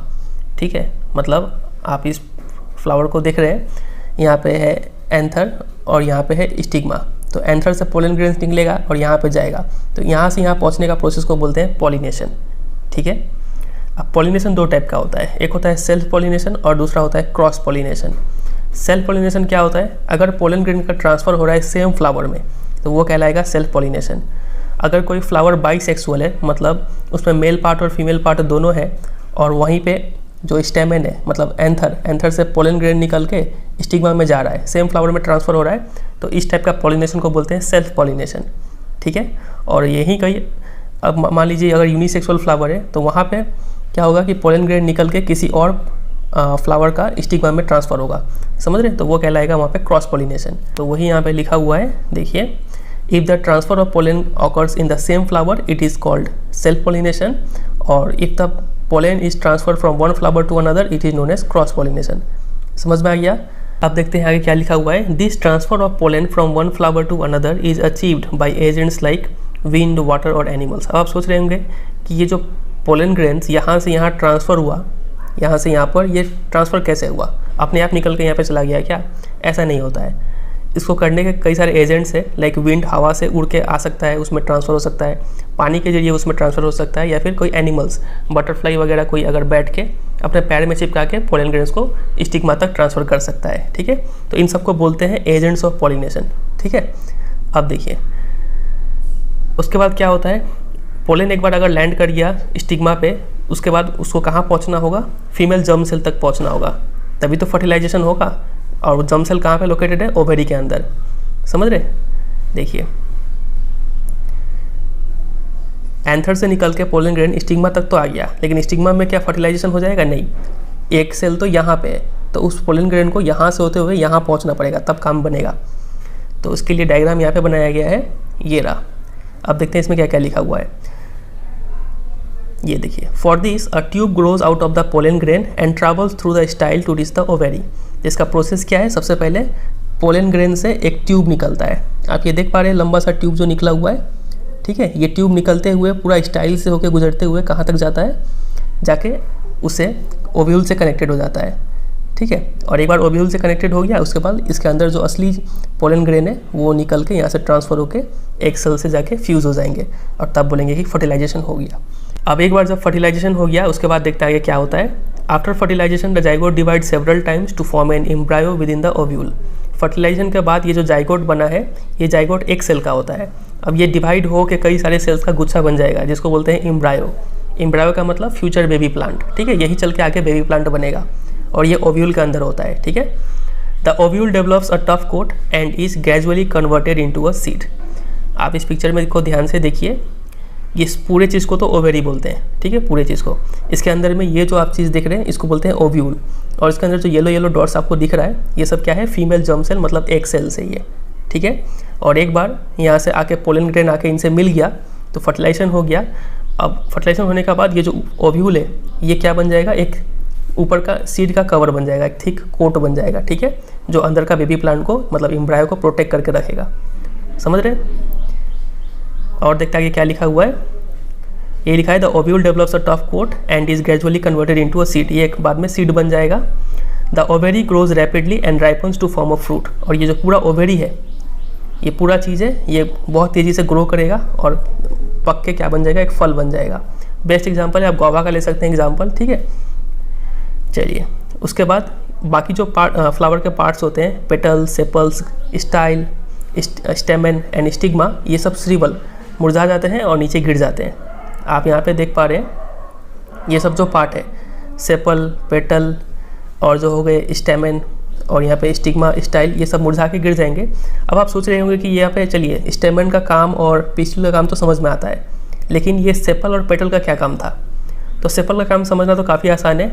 ये तो इनिशियल स्टेजेस में जब फूल निकला ही होता है, तब ये सब जो ग्रीन ग्रीन कवर है ये फ्लावर को प्रोटेक्ट करके रखा होता है। तो सेपल का काम ये होता है। पेटल का काम क्या है? पेटल देखिए, पेटल एक ऐसा एट्रैक्शन प्रोवाइड करता है, ये फ्लावर को ऐसा सुंदरता प्रोवाइड करता है जिससे जो एनिमल्स है, इंसेक्ट्स वगैरह है, वो इससे तरफ अट्रैक्टेड होते हैं। और एक बार इंसेक्ट्स मान लीजिए यहाँ बैठ गया, अपने पैर में कुछ पोलन ग्रेन ले लिया, फिर यहाँ पे बैठता है, तो पोलन ग्रेन ट्रांसफ़र करने में, मतलब पॉलिनेशन में हेल्प करता है। ठीक है, तो पेटल्स ये सब इंसेक्ट्स वगैरह को अट्रैक्ट करने के लिए हेल्प करता है। ठीक है, और फ्लावर्स को सुंदरता प्रोवाइड करता है। ये होगा पेटल्स का काम।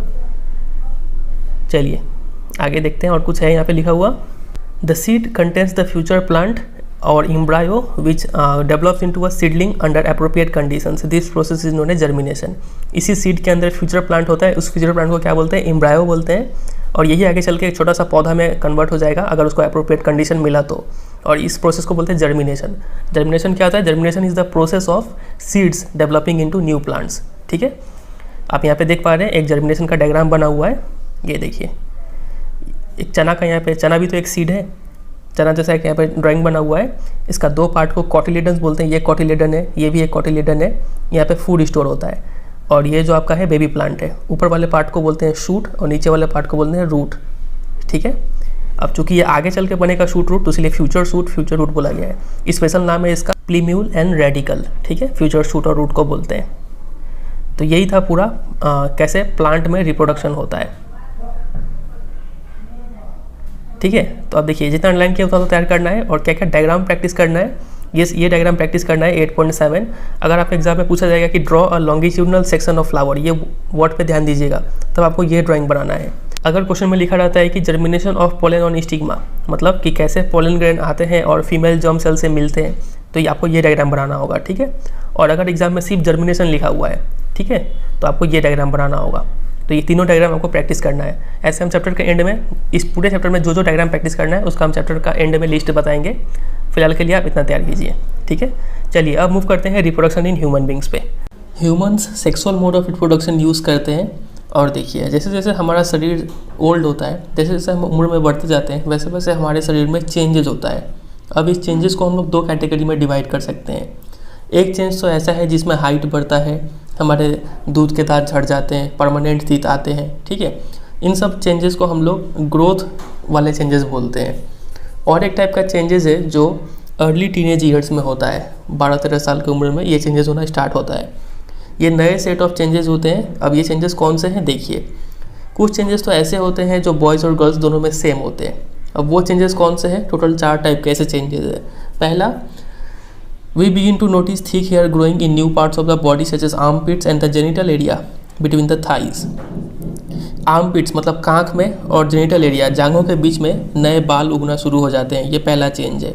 which can also become darker in color, और वो एरिया थोड़ा डार्क भी हो जाता है, ये पहला चेंज हुआ। दूसरा, थिनर हेयर ग्रो करना स्टार्ट कर देते हैं लेग्स और आर्म्स पे। ठीक है, as well as on the face, चेहरे पर भी हेयर ग्रो करना स्टार्ट कर देते हैं, ये दूसरा चेंज हुआ। तीसरा, स्किन जो है वो काफ़ी ऑयली हो जाता है और कुछ पिंपल्स निकलना शुरू हो जाते हैं, ये बॉयज़ गर्ल्स दोनों में होता है। ठीक है, और चौथा चेंज है हम कॉन्शियस होना स्टार्ट हो जाते हैं और हम अवेयर हो जाते हैं अपने बॉडी के तरफ भी और दूसरे के शरीर की तरफ भी, मतलब अब हम लोग दूसरे के शरीर को कुछ और नज़रिए से देखते हैं। ठीक है, तो ये 4 टाइप का चेंजेस है जो बॉयज़ और गर्ल्स दोनों में सेम है, कॉमन है। ठीक है, अब कुछ ऐसे चेंजेस हैं जो गर्ल्स में अलग होते हैं और बॉयज़ में अलग होते हैं। वो कौन से चेंजेस है, देखिए गर्ल्स में 3 टाइप के चेंजेस होते हैं। पहला, breast size begins to increase, breast का साइज बढ़ जाता है। दूसरा, जो निपल्स वाले जो स्किन है वो डार्क कलर के हो जाते हैं at the tip of the breast. और तीसरा, गर्ल्स का मेंस्ट्रुअल साइकिल स्टार्ट हो जाता है, गर्ल्स बिगिन टू मेंस्ट्रुएट। अब ये मेंस्ट्रुएट क्या होता है थोड़ी देर में हम लोग डिटेल में समझेंगे। ठीक है, तो ये 3 चेंजेस है गर्ल्स में।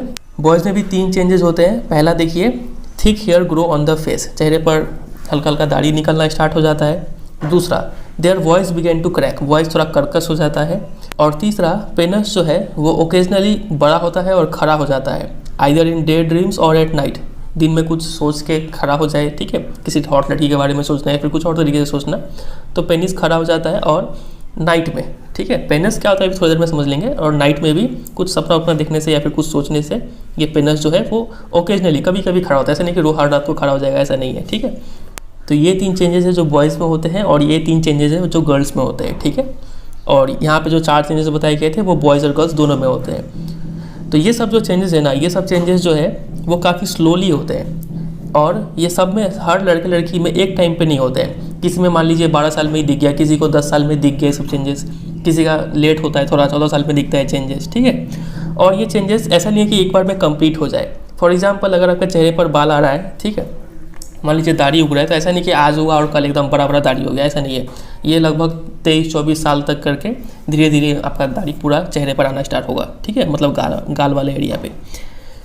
तो इस सब चेंजेस का 3 फीचर आप याद रखिएगा कि ये चेंजेस काफ़ी स्लो होते हैं। नंबर 2, और do not happen at the same time, सब में एक ही टाइम में नहीं स्टार्ट होता है, किसी में लेट किसी में जल्दी स्टार्ट होता है, और ये चेंजेस एक बार में कंप्लीट नहीं होते हैं। तो ये सब जो चेंजेस है ना, ये सब चेंजेस क्या डिनोट करता है, ये सब डिनोट करता है कि आपका जो बॉडी है वो सेक्सुअल मैचुरेशन कर रहा है, मतलब सेक्सुअली मैचुरेट हो रहा है, मतलब सेक्स करने के लिए तैयार हो रहा है आपका बॉडी। ये सब चेंजेस अगर आप में हो रहा है तो समझ रहे हैं। होता क्या है कि जब हम लोग 1 से लेकर 10 साल के बीच में होते हैं तब हमारा शरीर का जो ग्रोथ है ना वो काफ़ी तेज़ होता है, हाइट काफ़ी तेज़ गति से इंक्रीज़ होता है, मसल्स डेवलप होता है। अब 10 साल के बाद जब थोड़ा बॉडी का ग्रोथ स्लो डाउन होता है तब बॉडी का जो रिप्रोडक्टिव टिश्यू है वो ग्रो करना स्टार्ट करता है, वो मैच्योर होना स्टार्ट हो जाता है, ठीक है।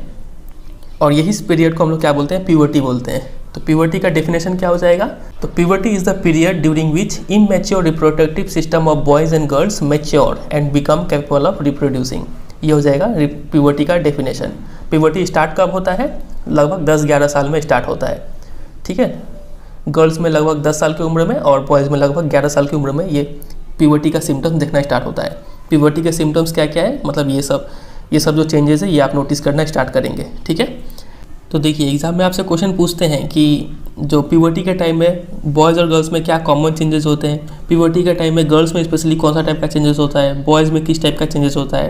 तो ये सब आपको ध्यान रखना है। प्यूबर्टी का डेफिनेशन भी आप तैयार रखिएगा, जो हम बोले वो वाला, ठीक है। चलिए आगे मूव करते हैं। अब देखिए हमें तो पता है कि सेक्सुअल मोड ऑफ रिप्रोडक्शन में 2 इंडिविजुअल का जर्म सेल्स ज्वाइन होते हैं, मतलब मिलते हैं।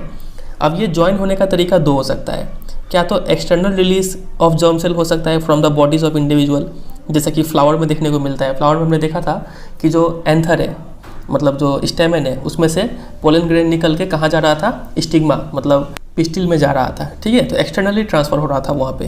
तो एक तरीका तो एक्सटर्नल रिलीज़ करके 2 जर्म सेल्स मीट कर सकते हैं, या फिर दूसरा तरीका हो सकता है क्या कि दोनों जो इंडिविजुअल है वो अपना बॉडी को ज्वाइन कर लेंगे और फिर वहाँ पे इंटरनल ट्रांसफ़र करेंगे जर्म सेल्स का, जिसको हम लोग कॉमन भाषा में सेक्स बोलते हैं, ठीक है।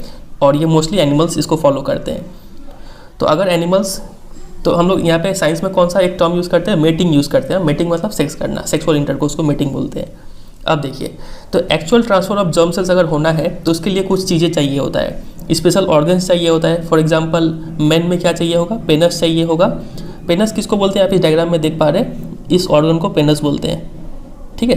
तो देखिए ट्रांसफ़र ऑफ जर्म सेल्स के लिए, मतलब सेक्स के लिए कुछ कंडीशंस फुलफिल होना चाहिए। पहला, मेल साइड में जो पेनस है वो क्या होना चाहिए, कैपेबल ऑफ बिकमिंग इरेक्ट, वो खड़ा होना चाहिए, ठीक है। ये पहला कंडीशन है। और फीमेल साइड में क्या होना चाहिए, चूँकि मैमल जैसे कि ह्यूमंस, उसमें जो मम्मी का बॉडी है वो बेबी को कई लंबे पीरियड के लिए अपने शरीर में रखा रहता है, और उसको जब पैदा हो जाता है तो उसको ब्रेस्ट फीड भी करना पड़ता है। इसका मतलब फीमेल साइड में क्या होना चाहिए, पहला तो एक फीमेल रिप्रोडक्टिव ऑर्गन होना चाहिए जो बेबी को कैरी कर पाए अपने बॉडी में लंबे समय के लिए, और दूसरा ब्रेस्ट होना चाहिए, ठीक है, जो बेबी को क्या फीड कर पाए, मिल्क फीड कर पाए पैदा होने का बाद। तो ये दोनों ही ऑर्गन्स, फीमेल रिप्रोडक्टिव ऑर्गन्स और ब्रेस्ट, ये दोनों ही क्या होना चाहिए, मैच्योर होना चाहिए, ताकि actual transfer of germ sales हो पाए वहाँ पे। तो समझे, actual transfer of germ sales के लिए 2 कंडीशन है। नंबर 1 पेनस होना चाहिए जो खड़ा होता हो, और नंबर 2 फीमेल रिप्रोडक्टिव ऑर्गन्स और ब्रेस्ट मैच्योर होना चाहिए। समझे इतना। चलिए अब डिटेल में समझते हैं मेल रिप्रोडक्टिव सिस्टम क्या क्या मिलकर बनता है। तो देखिए सबसे पहले इस डायग्राम में एक्सप्लेन करते हैं। मेल रिप्रोडक्टिव सिस्टम 2 पार्ट में बना हुआ है। एक ऐसा पार्ट जो गैमेट्स को प्रोड्यूस करता है या फिर जर्म सेल्स को प्रोड्यूस करता है। याद है आपको, जर्म सेल्स को हम लोग क्या क्या बोलते हैं, सेक्स सेल्स बोलते हैं, गैमेट्स बोलते हैं, या फिर रिप्रोडक्टिव सेल्स बोलते हैं। तो मेल रिप्रोडक्टिव जो सिस्टम है, यहाँ पे 2 टाइप के ऑर्गन्स है। पहला ऐसा ऑर्गन जो गैमेट्स बनाता है, और दूसरा ऐसा ऑर्गन जो उस गैमेट्स को डिलीवर करता है फीमेल बॉडी में, ठीक है। तो देखिए ह्यूमंस में जो मेल गैमेट होता है ना, उसको हम लोग क्या बोलते हैं, स्पर्म बोलते हैं, ठीक है। तो ये स्पर्म बनाने का काम कौन करता है, ये टेस्टिस करता है, ठीक है। और ये टेस्टिस लोकेटेड कहाँ पे है, ये एक बैग लाइक स्ट्रक्चर में लोकेटेड है। इस बैग लाइक स्ट्रक्चर को बोलते हैं स्क्रोटम, ठीक है। और ये शरीर के बाहर लोकेटेड होता है, outside the abdominal cavity. Abdominal cavity क्या होता है, ये जो पेट वाला रीजन है इसको बोलते हैं एब्डोमिनल कैविटी, ठीक है। आप पिक्चर में देख पा रहे हैं। तो ये शरीर के बाहर क्यों लोकेटेड होता है ये टेस्टिस, ऐसा इसलिए है क्योंकि स्पर्म बनाने के लिए थोड़ा कम टेम्परेचर चाहिए होता है than the normal body temperature, ठीक है। जितना बॉडी टेम्परेचर है उससे थोड़ा कम टेम्परेचर चाहिए, तभी स्पर्म बन पाएगा। उसीलिए ये outside the abdominal cavity located होता है। अभी सिर्फ समझते चाहिए, जो भी हम बोल रहे हैं यहाँ पे सब लिखा हुआ है, अभी पढ़ेंगे, फिलहाल आप सिर्फ समझिए। पहला बात, कि स्पर्म क्या है, ये मेल गैमेट है, मेल गैमेट या फिर मेल जर्म सेल या फिर मेल सेक्स सेल्स बोल सकते हैं। तो वो कौन है, स्पर्म है। तो स्पर्म कौन बनाता है, टेस्टिस बनाता है। टेस्टिस लोकेटेड कहाँ पे है, स्क्रोटम में लोकेटेड है, और ये आउटसाइड द बॉडी होता है। क्यों, क्योंकि स्पर्म बनाने के लिए थोड़ा कम टेम्परेचर चाहिए। इतना समझे। चलिए, इसके बाद इस टेस्टिस का एक और काम है। इस टेस्टिस का एक काम तो हमने समझा कि ये क्या बनाता है, स्पर्म बनाता है। दूसरा काम ये है कि ये एक हार्मोन रिलीज़ करता है जिसको बोलते हैं टेस्टोस्टेरोन। ये टेस्टोस्टेरोन क्या है, यही वो हार्मोन है जो प्यूबर्टी के टाइम में हमारे शरीर में जो चेंजेस होता है ना, बॉयज़ में क्या क्या चेंजेस होता है, फेशियल हेयर आना, वॉइस का क्रैक होना, ठीक है, कांख में बाल आना, जांघों के बीच में बाल आना। तो ये सब जो चेंजेस है, ये चेंजेस कौन लाता है, बॉयज़ में टेस्टोस्टेरोन ही लेके आता है। समझे। तो टेस्टोस्टेरोन हार्मोन कौन रिलीज़ करता है, ये टेस्टिस ही बनाता है। ठीक है। तो टेस्टिस का 2 काम आप याद रखिएगा, एग्जाम में बहुत बार पूछा गया है ये। पहला काम तो ये है, ये मेल गैमेट मतलब स्पर्म रिलीज़ करता है, और टेस्टिस का दूसरा काम ये होगा कि ये एक हार्मोन रिलीज़ करता है टेस्टोस्टेरोन, और टेस्टोस्टेरोन का काम क्या है, यही प्यूबर्टी के टाइम में बॉयज़ में चेंजेस लाता है। ठीक है। चलिए, इतना समझे। अब एक बार स्पर्म बन गया तो स्पर्म को ये जो वास्ट डिफरेंस है, ये एक ट्यूब है, ये कलेक्ट करता है, कलेक्ट करके फिर ले जा रहा है, ले जा रहा है, ले जा रहा है। फिर यहाँ पे देखिए एक और पाइप यहाँ से आया है और यहाँ पे दोनों ज्वाइन हो रहे हैं। तो इसका मतलब ये पाइप ये कहाँ से आ रहा है, ये है आपका यूरिनरी ब्लैडर, यहाँ से पेशाब आता है। ठीक है। और पेशाब और स्पर्म दोनों ही पास होने का एक ही रास्ता है जिसको बोलते हैं यूरिथ्रा। अब ये यूरिथ्रा क्या है, इस पूरे चीज़ को यूरिथ्रा नहीं बोलते हैं, इस पूरे चीज़ को तो क्या बोलते हैं, पेनस बोलते हैं। ठीक है। लेकिन ये जो अंदर का पाइप है ना, ये जो आपको व्हाइट कलर का पाइप दिख रहा है यहाँ पे, इसको बोलते हैं यूरिथ्रा। तो बॉयज़ में क्या होता है, एक कॉमन पैसेज है, सेम पैसेज है स्पर्म के लिए भी और यूरिन के लिए भी, लेकिन गर्ल्स में ऐसा नहीं होता है। थोड़ी देर में देखेंगे अभी उनमें भी। ठीक है। फिलहाल आप यहाँ पे समझिए। तो अब देखिए, जब ये जो वास्ट डिफरेंस है, ये स्पर्म जब लेके जा रहा होता है, तभी रास्ते में 2 चीज़ है यहाँ पे। एक तो है आपका ये गोला सा ऑर्गन जिसको बोलते हैं प्रोस्टेट ग्लैंड, यहाँ पे और एक ग्लैंड है जिसको बोलते हैं सेमिनल वेसिकल, और यहाँ पे एक और ब्राउन कलर का ग्लैंड है, इसका नाम यहाँ पे नहीं लिखा हुआ है, इसका नाम है कॉपर्स ग्लैंड। तो ये तीनों ग्लैंड मिलके उस स्पर्म में एक रस छोड़ देते हैं। उस रस का वजह से वो जो स्पर्म है ना, वो थोड़ा लिक्विड टाइप हो जाता है, मतलब वो फ्लूइड टाइप हो जाता है। ठीक है। जिससे ट्रांसपोर्ट इजी होता है, और नंबर 2 उस रस में थोड़ा फूड भी होता है जिससे वो स्पर्म को क्या मिलता है, न्यूट्रिशन मिलता है। ठीक है। और वो कुछ देर के लिए सर्वाइव रहता है। समझे। इतना सिर्फ समझते चलिए, अभी हम जो भी बोल रहे हैं यहाँ पे सब लिखा हुआ है। ठीक है। टेंशन नहीं लेना है। तो इतना बात हमने समझा यहाँ पे। चलिए अब देखते हैं यहाँ पे लिखा क्या हुआ है।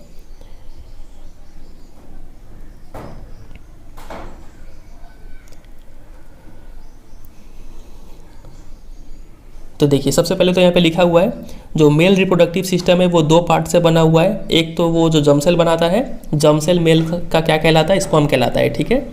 और दूसरा वो पोर्शन है जो उस जर्म सेल मतलब स्पर्म को डिलीवर करता है to the site of fertilization, जहाँ पे फर्टिलाइजेशन होना है। देखिए, तो फॉर्मेशन ऑफ जर्म सेल्स या फिर स्पर्म्स, समझ गए, ये takes place in the testis. तो टेस्टिस ही ये जर्म सेल को बनाता है। उस जर्म सेल का नाम क्या है, स्पर्म्स, ह्यूमन के लिए। ठीक है। These are located outside the abdominal cavity। समझ रहे हैं, एब्डोमिनल कैविटी पेट से बाहर लोकेटेड है। क्यों, और कहाँ पे लोकेटेड है, स्क्रोटम में लोकेटेड है। क्यों, क्योंकि sperm formation requires a lower temperature than the normal body temperature. थोड़ा कम टेम्परेचर चाहिए स्पर्म को बनने के लिए, उसलिए ये आउटसाइड द बॉडी लोकेटेड होते हैं। ये पहला बात। उसके बाद the role of testis in the secretion of hormone testosterone. ये टेस्टिस एक और काम करता है, टेस्टोस्टेरोन रिलीज करता है। ये बात है। ठीक है। तो टेस्टिस का 2 काम आप याद कर लीजिए। Number 1 formation of sperm, number 2 release of hormone या फिर secretion of hormone testosterone. Testosterone का काम क्या है, testosterone brings about changes in appearance seen in boys eight the time of puberty. Puberty के टाइम में जो चेंजेस होता है वो टेस्टोस्टेरोन ही लेके आता है। The sperms formed are delivered through the vas deferens which unites with the tube coming from the urinary bladder. तो स्पर्म जो बन गया वो वास्ट डिफरेंस जो है वो कलेक्ट करता है और ले जा रहा होता है, और रास्ते में एक ट्यूब आ रहा होता है यूरिनरी ब्लैडर से, जो यहाँ पे दोनों मिलते हैं। ठीक है। तो इसका मतलब क्या निकल रहा है, जो यूरिथ्रा है, ये यूरिथ्रा ये क्या है, कॉमन पैसेज है बोथ स्पर्म के लिए भी और यूरिन के लिए भी। समझे इतना बात। और अलोंग द पाथ, रास्ते में कुछ ग्लैंड्स है जैसे कि प्रोस्टेट ग्लैंड, सेमिनल वेसिकल, ये दोनों ग्लैंड, और एक ग्लैंड है यहाँ पे काउपर्स ग्लैंड। ये सब ग्लैंड मिलके क्या करते हैं, add their secretions so that the sperm are now in a fluid. कुछ रस छोड़ते हैं जिससे वो स्पर्म फ्लूइड में कन्वर्ट हो जाता है और इसे ट्रांसपोर्ट ईजी होता है। ठीक है। और एक काम है इस सिक्रेशन का कि ये जो फ्लूइड है वो न्यूट्रिशन भी प्रोवाइड करता है। तो एग्जाम में आपसे क्वेश्चन पूछेंगे कि प्रोस्टेट ग्लैंड और सेमिनल वेसिकल्स का क्या काम है। तो आपको लिखना होगा कि ये लोग स्पर्म्स को फ्लूइड बना देते हैं और ये लोग जो फ्लूइड है उसमें न्यूट्रिशन होता है। 2 फंक्शन है इसका, ठीक है। तो ये हो गया पूरा मेल रिप्रोडक्टिव सिस्टम। उम्मीद करता है आपको यहाँ पे समझ में आ गया होगा। तो जैसे अंडरलाइन किए हैं वैसे आप भी बुक में अंडरलाइन कर लीजिए। आगे बढ़ते हैं फीमेल रिप्रोडक्टिव सिस्टम में। तो पहले यहाँ पे समझ लेते हैं, फिर हम लोग पढ़ लेंगे कि बुक में क्या लिखा हुआ है। देखिए ये जो डायग्राम है ये क्या है, ह्यूमन फीमेल रिप्रोडक्टिव सिस्टम का डायग्राम है। तो यहाँ पे समझना क्या क्या है। तो जैसे मेल में टेस्टिस था वैसे ही गर्ल्स में क्या होता है, ओवेरी होता है। तो इस ओवेरी का काम क्या है, फीमेल गैमेट बनाना। तो मेल गैमेट का नाम क्या था, हमने देखा था स्पर्म, वैसे ही फीमेल गैमेट का नाम है एग, ठीक है, एग्स इसको बोलते हैं। अब इसमें बहुत सारा नाम आता है, इसको हम लोग एक्स बोल सकते हैं या फिर female germ sales, female sex cells, female gamete, इतना तो समझते हैं आप। अब देखिए एक्स का एक और नाम आता है यहाँ पे, ओवम भी इसको बोलते हैं। अगर सिर्फ एग है तो इसको हम लोग ओवम बोलेंगे, OVUM, और अगर एक्स है प्लूरल है तो इसको हम लोग ओवा बोलेंगे। तो इतना सारा नाम है इस एग का, आप समझ जाइएगा। हाँ, सब इंटरचेंजेबली कहीं कहीं यूज़ होते रहेगा। तो इस ओवेरी का हमने एक फंक्शन तो समझ लिया कि पहला फंक्शन क्या है, नंबर 1 रिलीजेज फीमेल गैमेट जो कि होता है एग, या फिर फीमेल जर्म सेल जो कि होता है एग। और दूसरा फंक्शन क्या होगा, ये एक हार्मोन बनाता है। जैसे कि टेस्टिस एक हार्मोन बनाता था, कौन सा, टेस्टोस्टेरोन, वैसे ही ओवेरी एक हार्मोन रिलीज करता है जिसको बोलते हैं एस्ट्रोजन, ठीक है। और ये एस्ट्रोजन गर्ल्स में चेंजेस लाता है। चेंजेस पता है, ब्रेस्ट का साइज़ बढ़ना, निपल्स का डार्क कलर होना, ठीक है, आर्म पिट्स में बाल आना, जेनिटल एरिया में बाल आना। तो ये सब चेंजेस कौन लेके आता है, एस्ट्रोजन लेके आता है, ये हार्मोन, ठीक है। तो ओवेरी का ये 2 फंक्शन याद रखिए। अब जब कोई भी लड़की जब पैदा होती है ना तो उसके ओवेरी में ऑलरेडी थाउजेंड्स ऑफ एग्स होते हैं, लेकिन ये इमेच्योर स्टेट में होते हैं, ठीक है। दोनों में एग्स होंगे लेकिन ये इमेच्योर होते हैं। लेकिन जैसे ही प्यूबर्टी आ जाता है ना, 12-13 साल का जब हो जाते हैं तब ये एग्स मैच्योर होना स्टार्ट होते हैं और हर महीने एक एग रिलीज़ होता है किसी एक में से। मान लीजिए यहाँ से एक एग रिलीज़ हो गया, ठीक है। तो वो एग को एक ट्यूब है जिसको बोलते हैं फैलोपियन ट्यूब, या फिर इसको ओविडक्ट भी बोलते हैं। ये ओविडक्ट उस एग को कलेक्ट करेगा और कलेक्ट करके यहाँ पे लाएगा। तो ये जो रीजन है ना, इसको हम लोग क्या तो यूटेरस बोलते हैं या फिर वोम्ब बोलते हैं, समझ रहे हैं, कोक, ठीक है। तो आपसे एग्जाम में क्वेश्चन पूछेंगे कि फैलोपियन ट्यूब का काम क्या है, तो ये एग को कैरी करता है from ovary to the uterus या फिर वोम्ब, समझे इतना।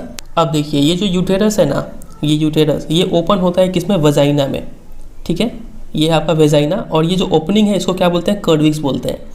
तो जब सेक्स करते हैं तो जो मेल का पेनिस है वो यहाँ तक एंटर करता है और यहाँ पे स्पर्म रिलीज़ हो जाता है, ठीक है। और ये स्पर्म जो है वो ऊपर ट्रैवल करते करते करते करते यहाँ तक आता है और यहाँ से एग आ रहा है और यहाँ पे दोनों का मिलन मतलब फर्टिलाइजेशन हो जाता है।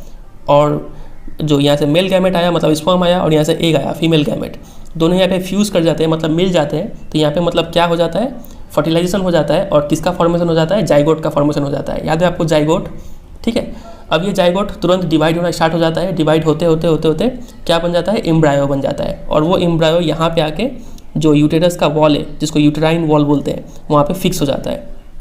मतलब ये जो लाल हिस्सा दिख रहा है इस ब्लड वाले हिस्से में वो चिपक जाएगा, ठीक है, एम्ब्रायो, और यहीं पे ग्रो करना स्टार्ट कर देगा। अब इसके बाद क्या होता है थोड़ी देर में और डिटेल में समझेंगे, उससे पहले थोड़ा पढ़ लेते हैं कि बुक में क्या क्या लिखा हुआ है।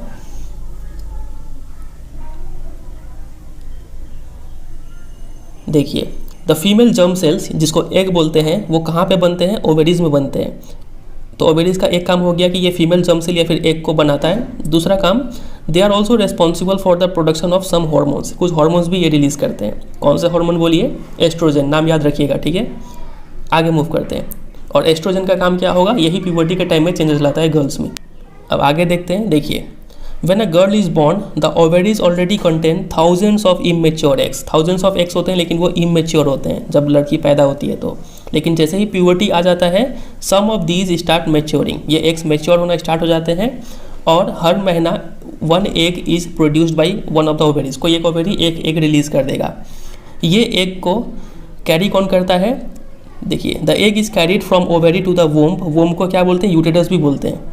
थ्रू अ थीन ओविडक्ट और फैलोपियन ट्यूब। तो ओविडक्ट या फिर फैलोपियन ट्यूब का काम क्या हो गया, ये एग को कैरी करता है from ovary to the womb, ठीक है।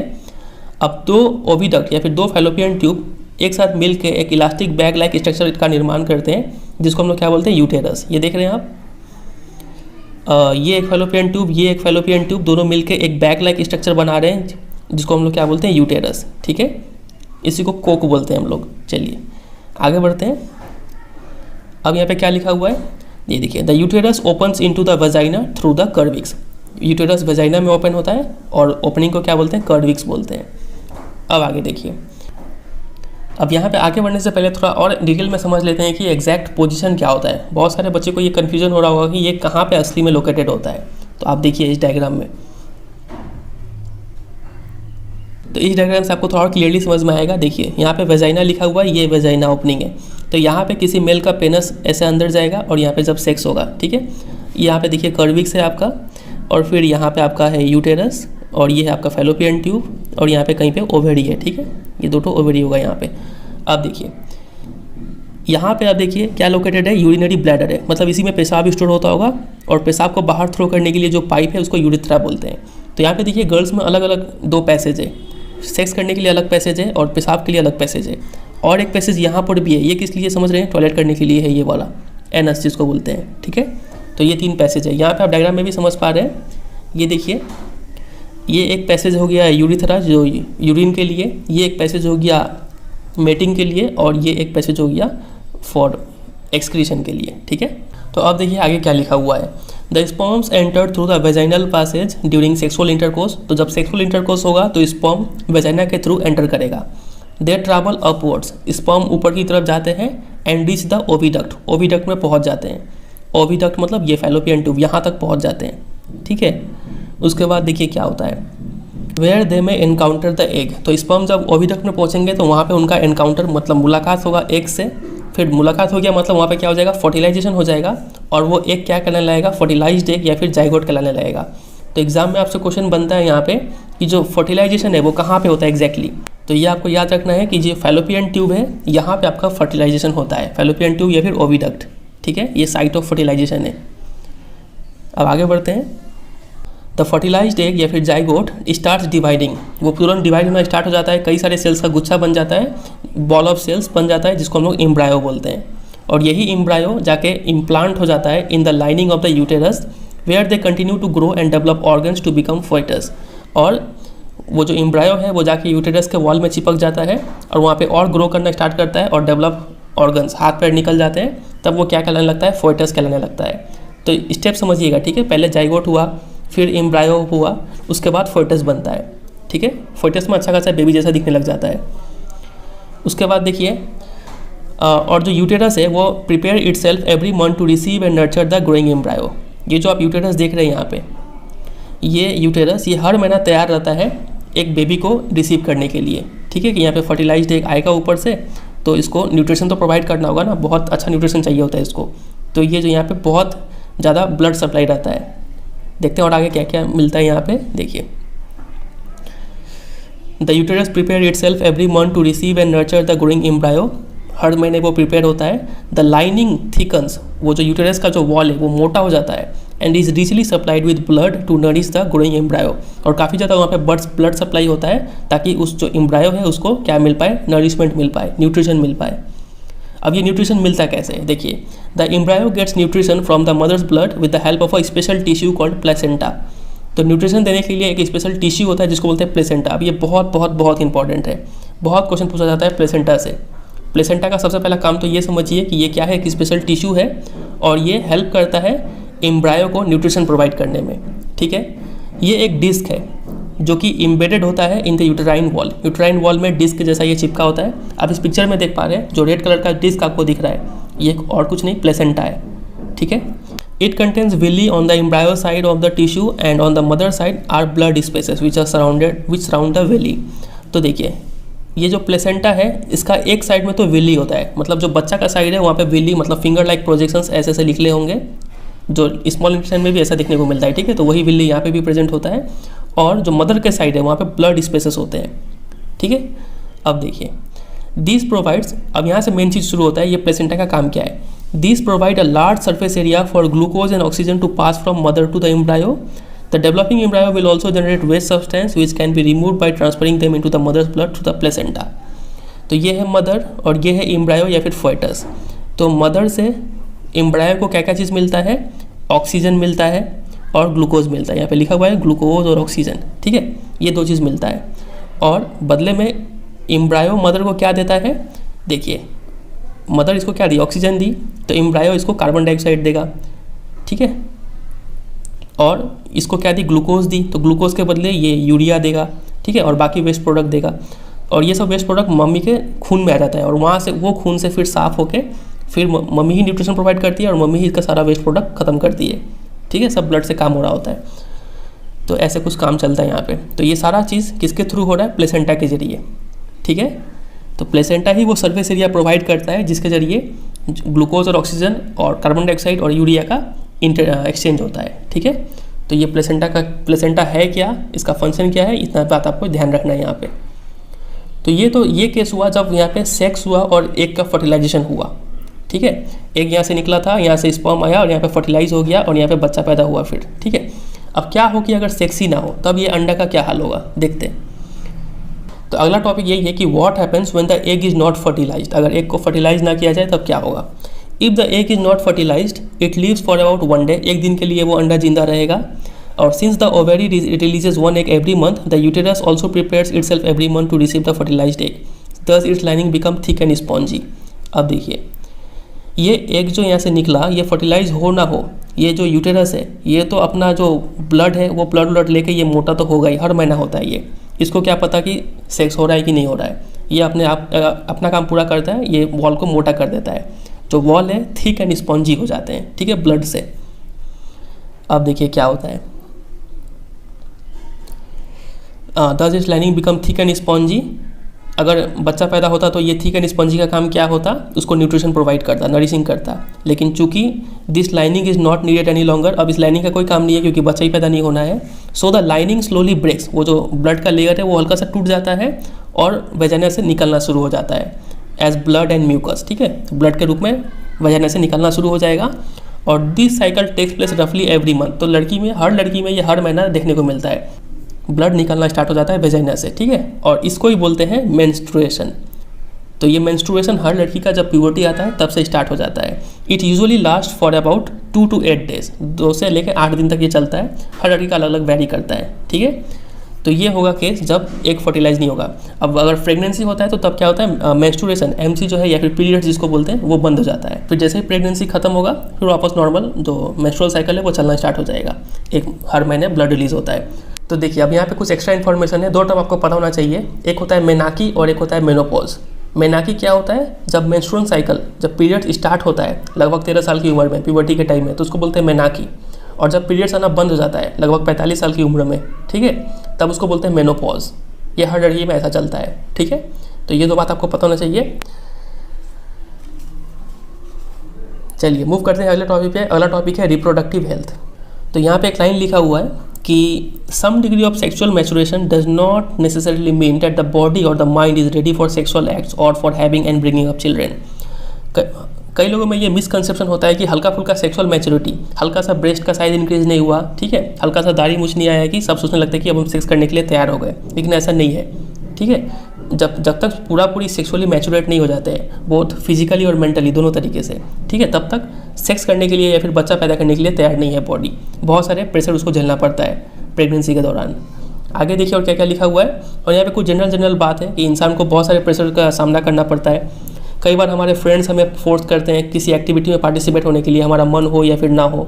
कई बार प्रेशर होता है हमारे फैमिली की तरफ से कि शादी कर लो और बच्चा पैदा करो, या फिर गवर्नमेंट की तरफ से प्रेशर होता है कि बच्चा कम से कम लो, ठीक है। तो कई सारे प्रेशर का सामना करना पड़ता है किसी भी इंसान को। तो चॉइसेस बनाना बहुत ज़रूरी है और ये चॉइसेस बनाना काफ़ी मुश्किल भी होता है। तो ये सब कुछ जनरल बातें, ऐसे क्वेश्चन तो नहीं बनते। आगे देखते हैं क्या लिखा हुआ है। ये देखिए यहाँ पे कुछ डिजीज़ के बारे में लिखा गया है। तो जब सेक्सुअल इंटरकोर्स होता है, मेटिंग होता है या फिर सेक्सुअल एक्ट होता है, तो ये काफ़ी इंटीमेट कनेक्शन ऑफ बॉडीज़ होता है। यहाँ पे 2 शरीर काफ़ी क्लोजली कनेक्ट होते हैं यहाँ पे। तो इस वजह से कई सारे बीमारी फैलने का भी चांस रहता है। तो 2 टाइप के बीमारी है। पहला तो है बैक्टीरियल इन्फेक्शन और दूसरा है वायरल इन्फेक्शन। तो 2 डिजीज़ है जो बैक्टीरियल इन्फेक्शन के कारण होता है, एक है गोनोरिया और दूसरा है सिफालस, ठीक है। तो ये 2 डिजीज़ का नाम आप याद रखिएगा जो बैक्टीरिया के कारण होते हैं, गोनोरिया और सिफालस। और 2 डिजीज़ है जो वायरस के कारण होते हैं, एक है वॉट्स और दूसरा है HIV एड्स, ठीक है, जो वायरल इन्फेक्शन है। तो ये सब डिजीज़ का नाम याद रखिएगा। आगे मूव करते हैं। अब मान लीजिए कोई सेक्स कर लिया लेकिन उसको अब बच्चा नहीं चाहिए, प्रेग्नेंट वो नहीं होना चाहती है, तो इसके लिए हम क्या कर सकते हैं? तो इसके लिए एक मेथड है जिसको बोलते हैं कॉन्ट्रासेप्शन। बच्चा प्रिवेंट होने के क्या क्या तरीके हैं? तो देखिए, अब लोग प्रेग्नेंट इसलिए नहीं होना चाहते हैं क्योंकि वो क्या करता है, बॉडी और माइंड दोनों के ऊपर काफ़ी ज़्यादा प्रेशर डालता है, और अगर लड़की रेडी नहीं है प्रेगनेंसी के लिए, ठीक है, तो ये हेल्थ को भी काफ़ी एडवर्सली अफेक्ट करेगा। उसलिए हम क्या यूज़ करते हैं, कॉन्ट्रासेप्टिव मेथड्स, जिसको कॉन्ट्रासेप्शन बोलते हैं, वो यूज़ करते हैं। तो कितने तरीके से हम प्रिवेंट कर सकते हैं कि बच्चा ना हो? तो टोटल ऐसा यहाँ पर 4 तरीका बताया गया है। पहला तरीका है जिसको बोलते हैं बैरियर मेथड। इसमें क्या करते हैं कि पेनिस के ऊपर क्या पहन लेते हैं, कॉन्डम पहन लेते हैं, या फिर वैसा ही कुछ कवरिंग वेजाइना के ऊपर पहन लेते हैं। तो इससे क्या होता है, स्पर्म और एग का कॉन्टैक्ट नहीं होता है और प्रेगनेंसी होने से बच जाते हैं। ये तो हुआ एक तरीका जिसको बोलते हैं बैरियर मेथड। दूसरा तरीका है केमिकल मेथड। इसमें क्या करते हैं कि कुछ ना कुछ हार्मोन बैलेंस को चेंज कर देते हैं बॉडी में, जिस वजह से वो जो एग है वो रिलीज़ नहीं हो पाता है और फर्टिलाइजेशन नहीं हो पाएगा फिर यहाँ पे। इसके लिए कुछ गोली खाना पड़ता है, ओरल पिल्स लेना पड़ता है, लेकिन ये चूँकि हार्मोनल बैलेंस को चेंज करते हैं तो इसके कुछ साइड इफेक्ट्स भी हो सकते हैं। लेकिन जो भी हो, इसकी एक कॉन्ट्रासेप्शन का मेथड है, इसको बोलते हैं केमिकल मेथड, ठीक है। फिर और एक तरीका है जिसको बोलते हैं इंट्रा यूटेराइन कॉन्ट्रासेप्टिव डिवाइसेस। जैसे कि एक लूप या फिर कॉपर टी है, इसको जो लड़कियां हैं वो यूटेरस में लगा लेती है, इससे भी प्रेगनेंसी प्रिवेंट हो जाता है, ठीक है। आप इस पिक्चर में देख पा रहे हैं, इसको ऐसे प्लेस किया गया है कि फैलोपियन ट्यूब को वो ब्लॉक कर दिया है वहाँ पे, ठीक है, और जो एग है वो यूटेरस में नहीं आ पाएगा, मतलब स्पर्म भी आगे नहीं जा पाएगा और एग भी आगे नहीं आ पाएगा। तो इससे कॉपर टी से भी प्रिवेंट हो जाता है। लेकिन इसका भी साइड इफेक्ट है, they can cause the side effects due to irritation of the uterine walls. Uterus जो है उसमें कुछ खरोच वगैरह आ सकता है, कुछ वहाँ पे इन्फेक्शन हो सकता है, तो ये उसका साइड इफेक्ट है। तो ये तीसरा मेथड है। चौथा मेथड है आपका सर्जिकल मेथड। ये काफ़ी कॉमन है। इसमें क्या होता है कि जो मेल में वास्ट डिफरेंस है ना, याद है आपको वास्ट डिफरेंस, इसको क्या कर दिया जाता है, ब्लॉक कर दिया जाता है। इस वजह से स्पर्म का ट्रांसफ़र नहीं हो पाएगा। तो ये तो हुआ मेल में। फिर फीमेल में क्या कर सकते हैं कि फैलोपियन ट्यूब को भी ब्लॉक कर सकते हैं कुछ कट लगा के, ठीक है। तो इससे क्या होगा कि वो जो एग है वो यूटेरस में नहीं पहुंच पाएगा और फर्टिलाइजेशन प्रिवेंट हो जाएगा। सर्जिकल मेथड्स लॉन्ग टर्म में काफ़ी सेफ़ है, ठीक है, लेकिन सर्जरी के कारण से कुछ प्रॉब्लम हो सकता है, जैसे कि इन्फेक्शन या फिर और कुछ प्रॉब्लम हो सकता है अगर उस सर्जरी को प्रॉपर्ली परफॉर्म ना किया गया हो तो, समझे। तो यही था ये पूरा चैप्टर। नीचे में कुछ सोशल इश्यूज़ को हाईलाइट किया गया है। आजकल क्या आ गए हैं, बहुत सारे इलीगल सेक्स सिलेक्टिव अबॉर्शन होते हैं। अगर पता चल जाए कि कोख में कोई लड़की है तो उसका फीमेल फर्टिसाइड कर दिया जाता है उसी में, ठीक है, गर्भ में ही शिशु की हत्या। तो ये हो रहा है आजकल। इस वजह से जो चाइल्ड सेक्स रेशियो है वो काफ़ी डिक्लाइन होते जा रहा है, मतलब लड़कियों का जो नंबर है वो कम होते जा रहा है। तो ये ठीक नहीं है सोसाइटी के लिए। इसके अलावा जो बर्थ रेट है और डेथ रेट से, इन दोनों से क्या होता है, पॉपुलेशन का साइज़ डिटरमाइन होता है, कितना पॉपुलेशन होने वाला है। इस वजह से जो रिसोर्सेस है कंट्री में वो सबको नहीं मिल पाता है और जो स्टैंडर्ड ऑफ लिविंग है वो थोड़ा डिग्रेड करता है। और अगर सोसाइटी में इनइक्वालिटी है, ठीक है, मतलब कुछ लोग ज़्यादा ही अमीर है, कुछ लोग ज़्यादा ही गरीब है, तो वहाँ पे size of the population unimportant हो जाता है लोगों का स्टैंडर्ड ऑफ लिविंग इंप्रूव करने के लिए। वहाँ पे तो हमें सबसे पहले क्या सुधारना होगा, इनइक्वालिटी को सुधारना होगा, तब जाके साइज ऑफ पॉपुलेशन पर बात करना होगा, ठीक है। तो ये सब कुछ जनरल बात है, क्वेश्चन यहाँ से नहीं आएगा। मेन यही टॉपिक है कि क्या क्या कॉन्ट्रासेप्टिव मेथड्स है ये आपको याद रखना है यहाँ पे, और क्या क्या सेक्सुअल डिजीज़ है यहाँ पे, ठीक है। चलिए, तो इसी के साथ ये चैप्टर एंड होता है। उम्मीद करता है आपको यहाँ पे बहुत चीज़ सीखने को मिला होगा। कुछ क्वेश्चंस देखते हैं। पहला क्वेश्चन देखिए, how is the process of pollination different from fertilization. तो पॉलिनेशन और फर्टिलाइजेशन में क्या डिफरेंस है। तो पॉलिनेशन क्या होता है, pollination is the transfer of pollen grains from anther to stigma. लेकिन फर्टिलाइजेशन क्या है, fertilization is the fusion of male and female gamete. मतलब ये अगर मान लीजिए आपका है एंथर और ये बीच में था आपका स्टिग्मा, तो ये जब पोलन ग्रेन यहाँ से यहाँ ट्रांसफर होता है तो इसको हम लोग बोल देते हैं पॉलिनेशन। लेकिन ये जब पोलन ग्रेन यहाँ से यहाँ पहुँच के वो एक सेल से मिलेगा तब तो कहलाएगा फर्टिलाइजेशन, समझ रहे हैं। तो ये डिफरेंस है यहाँ पे। दूसरा क्वेश्चन है, what is the role of seminal vesicles and prostate gland. ये दोनों ग्लैंड का क्या रोल है। तो 2 रोल है। नंबर 1, ये स्पर्म को फ्लूइड बना देते हैं, और नंबर 2, इस फ्लूइड, वो जो फ्लूइड है वो स्पर्म को क्या प्रोवाइड करता है, न्यूट्रिशन प्रोवाइड करता है। तीसरा, what are the changes seen in girls at the time of puberty. Puberty के टाइम में गर्ल्स में क्या क्या चेंजेस होते हैं आपको पता ही है, फिर से रिपीट नहीं करते हैं। आगे क्वेश्चन पे मूव करते हैं। How does the embryo get nourishment inside the mother body. Embryo को न्यूट्रिशन कैसे मिलता है। तो न्यूट्रिशन मिलने के लिए क्या है कि स्पेशल टिश्यू होता है जिसको क्या बोलते हैं, प्लेसेंटा, ठीक है। और प्लेसेंटा का एक क्या है, डिस्क है जो यूट्राइन वॉल में इम्बेडेड होता है। ये सब आपको लिखना होगा। फिर मदर से फोर्टस की तरफ या फिर मदर से एम्ब्रायो की तरफ ऑक्सीजन, ग्लूकोज ये सब जाते हैं, और जो वेस्ट प्रोडक्ट्स है वो एम्ब्रायो से मदर की तरफ आते हैं और ब्लड से होकर फिर वो रिमूव होते हैं। Question number 5, if a women is using a copper T will it help in protecting her from sexually transmitted disease. अगर कोई वुमेन कॉपर टी यूज़ कर रही है तो क्या वो STD सेक्सुअली ट्रांसमिटेड डिजीज से बच सकती है क्या?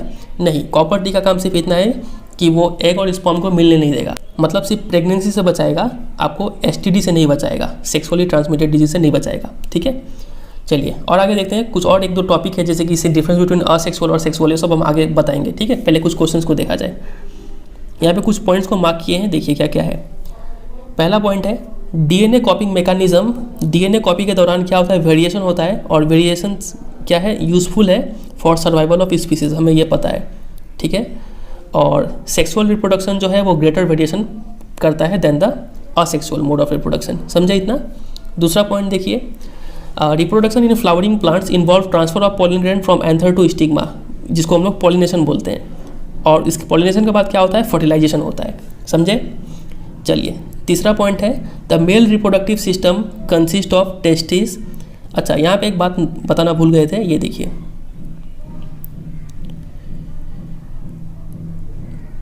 यहाँ पे आप एक चीज़ नोट करेंगे, ये देखिए यहाँ पे टेस्टिस का स्पेलिंग देखिए TESTIS लिखा हुआ है, और यहाँ पे टेस्टिस का स्पेलिंग देखिए TESTS लिखा हुआ है।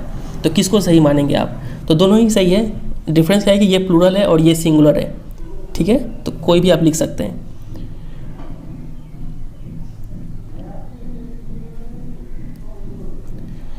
तो देखते हैं यहाँ पे क्या लिखा हुआ है। The male reproductive system in human beings consist of testis which produce sperm. Testis का काम है स्पर्म प्रोड्यूस करना, साथ ही साथ टेस्टोस्टेरोन भी प्रोड्यूस करता है वो। फिर क्या होता है? वास डिफरेंस होता है, सेमिनल वेसिकल्स होता है, प्रोस्टेट ग्लैंड होता है, यूरिथ्रा, पेनिस, ये सब होते हैं मेल रिप्रोडक्टिव सिस्टम में। ठीक है, फीमेल रिप्रोडक्टिव सिस्टम में क्या क्या होता है? ओवेरीज होता है, फैलोपियन ट्यूब्स, यूटेरस और वेजाइना होते हैं। और देखिए sexual reproduction in human beings involves introduction of sperm in the vagina of the female. समझ में आ गया? और fertilization occurs in the fallopian tube, ये बहुत इंपॉर्टेंट है। फर्टिलाइजेशन कहाँ पे होता है? फैलोपियन ट्यूब या फिर ओविडक्ट में होता है। ठीक है, चलिए आगे यहाँ से कुछ क्वेश्चंस देखते हैं। पहला क्वेश्चन है asexual reproduction takes place through budding in. Budding के जरिए किस में होता है असेक्सुअल? तो आपको याद होगा ये ईस्ट में होता है। ठीक है, दूसरा question which of the following is not a part of female reproductive system. तो फीमेल रिप्रोडक्टिव कौन सा पार्ट है? ओवरी तो है, यूटेरस भी है, वास डिफरेंस नहीं होगा, तो वास डिफरेंस का सही आंसर होगा ये मेल रिप्रोडक्टिव सिस्टम का पार्ट है। Question number 3, the anther contents. Anther में क्या होता है? पोलन ग्रेन्स होता है। ठीक है, चलिए question number 4, what are the advantages of sexual reproduction over asexual reproduction. तो सेक्सुअल रिप्रोडक्शन का क्या फ़ायदा है? तो इसका यही फ़ायदा है कि इसमें ज़्यादा वेरिएशन होता है। ठीक है, और इसमें हम ये भी ऐड कर सकते हैं कि ज़्यादा वेरिएशन होने के कारण इवोल्यूशन में भी हेल्प करेगा, प्लस सर्वाइवल ऑफ स्पीसीज में भी हेल्प करेगा। ठीक है, question number 5, what are the functions perform by the testis. Testis का दो काम हमें याद है अच्छे से, एक स्पर्म बनाना और दूसरा testosterone banana. Number 6, why does menstruation occur. Menstruation क्यों होता है? तो ये तो अच्छे से पता है आपको कि जब एग फर्टिलाइज नहीं होगा तो जो यूटेराइन वॉल जो है वो जो थिक एंड स्पॉन्जी हो गया था वो लाइन ब्रेक हो जाएगा, और हर महीने जो ब्लड है और म्यूकस वो डिस्चार्ज होना स्टार्ट हो जाता है। तो ये जो है ना, ये आपको यहाँ से लिखना होगा, जितना लाइन किया हुआ है ये सब आपको लिखना होगा।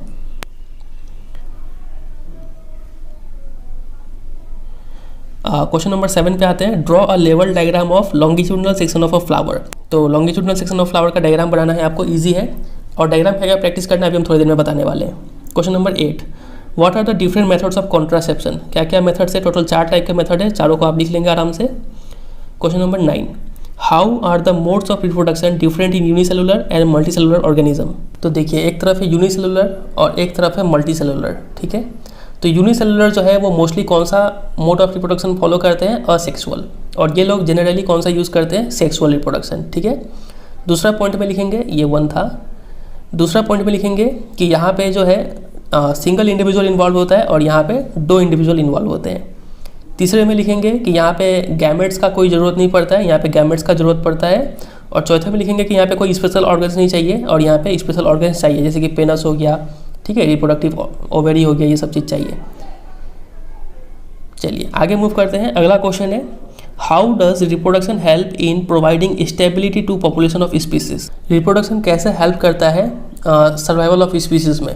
तो आपको लिखना होगा रिप्रोडक्शन से क्या होता है। रिप्रोडक्शन के दौरान डीएनए कॉपी होता है, डीएनए कॉपी के लिए केमिकल रिएक्शंस का यूज़ किया जाता है, वो केमिकल रिएक्शंस एक्यूरेट नहीं होता है, जिस वजह से वेरिएशन होता है, और ये वेरिएशन हेल्प करता है सर्वाइवल ऑफ स्पीसीज में। ठीक है, और अगर ज़्यादा मार्क्स का क्वेश्चन आया तो आप उस बैक्टीरिया वाले एग्जाम्पल का दे सकते हैं। ठीक है, क्वेश्चन नंबर 11 देखिए, what could be the reasons for adopting contraceptive methods. तो लोग कॉन्ट्रासेप्टिव मेथड का यूज़ क्यों करते हैं? तो बहुत सारे रीज़न हो सकता है। पहला रीज़न तो बोल सकते हैं कि टू प्रिवेंट अनवांटेड प्रेगनेंसी। दूसरा बोल सकते हैं to control population rise in और बर्थ रेट, ठीक है, पॉपुलेशन कंट्रोल करना चाहते हैं, उसलिए प्रेगनेंसी नहीं होने देना चाहते हैं। तीसरा रीज़न हो जाएगा कि to prevent the transfer of STD, लोग सेक्सुअली ट्रांसमिटेड डिजीज से बचने के लिए भी जो कॉन्ट्रासेप्टिव मेथड का इसका यूज़ करते हैं, ठीक है। चलिए अब देखते हैं difference between asexual and sexual reproduction. काफ़ी बार ये आपके एग्जाम में पूछा जाता है। तो देखिए, असेक्सुअल में पहला पॉइंट लिखेंगे कि no mixing of genetic material, therefore no और लेस वेरिएशन इन ऑफस्प्रिंग। यहाँ पे थोड़ा कम वेरिएशन देखने को मिलता है क्योंकि यहाँ पे 2 जेनेटिक मटेरियल मिक्स नहीं होते हैं, मतलब 2 DNA यहाँ पे मिक्स नहीं होते हैं। और जबकि सेक्सुअल रिप्रोडक्शन में जेनेटिक मिक्सिंग होता है, जिस वजह से इंक्रीज वेरिएशन देखने को मिलता है, ठीक है। दूसरा, नो गैमेट्स आर फॉर्म्ड, और उसमें लिखेंगे गैमेट्स आर फॉर्म्ड, समझ में आ गया होगा। तीसरा, नॉर्मली मोर ऑफस्प्रिंग, यहाँ पे ज़्यादा बच्चे पैदा होते हैं, लेकिन सेक्सुअल रिप्रोडक्शन में फ्यूअर ऑफस्प्रिंग, कम बच्चे पैदा होते हैं। चौथा में लिखेंगे ओनली 1 पेरेंट इज इन्वॉल्व, और उसमें लिखेंगे usually 2 parents are involve, male and female. और पांचवा में असेक्सुअल में डालेंगे कि ये एक रैपिड प्रोसेस है ड्यूरिंग फेवरेबल कंडीशंस, और सेक्सुअल रिप्रोडक्शन ये काफ़ी स्लो प्रोसेस है, ठीक है। तो ये 5 पॉइंट का डिफरेंस आपको तैयार करना है। फिर आगे आप बात करें इसमें से डायग्राम कौन सा प्रैक्टिस करना है। तो इस पूरे चैप्टर में जितने भी डायग्राम है स्टार्टिंग से लेके, जैसे कि पहला डायग्राम हमें मिलता है एमीबा का फिजन, बाइनरी फिजन, ये डायग्राम हो गया। फिर लिशमेनिया का बाइनरी फिजन, ये डायग्राम हो गया। प्लस प्लाज्मोडियम का मल्टीपल फिजन, ये डायग्राम करना है आपको। फिर यहाँ पे रीजनरेशन दिखाया गया है प्लेनेरिया का, ये डायग्राम करना है। फिर बर्डिंग इन हाइड्रा, ये डायग्राम करना है। और फिर आगे देखिए, यहाँ तक कि ये ब्रायोफाइलम का डायग्राम भी आपको प्रैक्टिस करके जाना है। और फिर ये स्पोर फॉर्मेशन का डायग्राम, ठीक है। आगे बढ़ते हैं सेक्सुअल रिप्रोडक्शन में लॉन्गिट्यूडिनल सेक्शन ऑफ फ्लावर, ये लिखा रहेगा, तो ये डायग्राम बनाना है आपको, ठीक है। फिर germination of pollen on stigma, ये करना है आपको। फिर यहाँ पे आपका है जर्मिनेशन, ये डायग्राम करना है। फिर आगे मूव करते हैं, आगे यहाँ पे ये ह्यूमन मेल रिप्रोडक्टिव सिस्टम, ये डायग्राम बहुत इंपॉर्टेंट। एग्जाम में आपको ऐसा ही डायग्राम दे देंगे और यहाँ पे नाम नहीं लिखेंगे, 1 2 3 4 दे देंगे और पूछेंगे इसका नाम बताओ प्लस फंक्शन बताओ, ठीक है, जो यहाँ पे लिखा हुआ है, ऐसा कुछ क्वेश्चन आ सकता है। और यहाँ पे फीमेल रिप्रोडक्टिव सिस्टम, इसका भी डायग्राम प्लस लेबलिंग, ठीक है, करके जाना है। बस इतना डायग्राम आपको सारा प्रैक्टिस करके जाना है अच्छे से। तो यही है, फिर ये चैप्टर एंड होता है इसी के साथ। उम्मीद करता है आपको ये पूरा चैप्टर समझ में आया होगा और काफ़ी चीज़ सीखने को भी मिला होगा। वीडियो अच्छा लगा तो वीडियो को जरूर एक लाइक करना है, दोस्तों के साथ शेयर करना है, और चैनल पर नए हो तो चैनल को सब्सक्राइब भी कर लीजिएगा, ठीक है। चैनल पर बाकी इंग्लिश के वीडियोज़ है, साइंस के वीडियोज़ है, वो आप देखिए, आपको जरूर पसंद आएगा। और वीडियो में कोई भी अगर डाउट रह गया हो तो बेझिझक कमेंट सेक्शन में पूछिएगा, आपको वहाँ पर जवाब मिल जाएगा, ठीक है। चलिए फिर एंड करते हैं, मिलते हैं बहुत जल्द किसी और चैप्टर के साथ। तब तक के लिए goodbye and take care.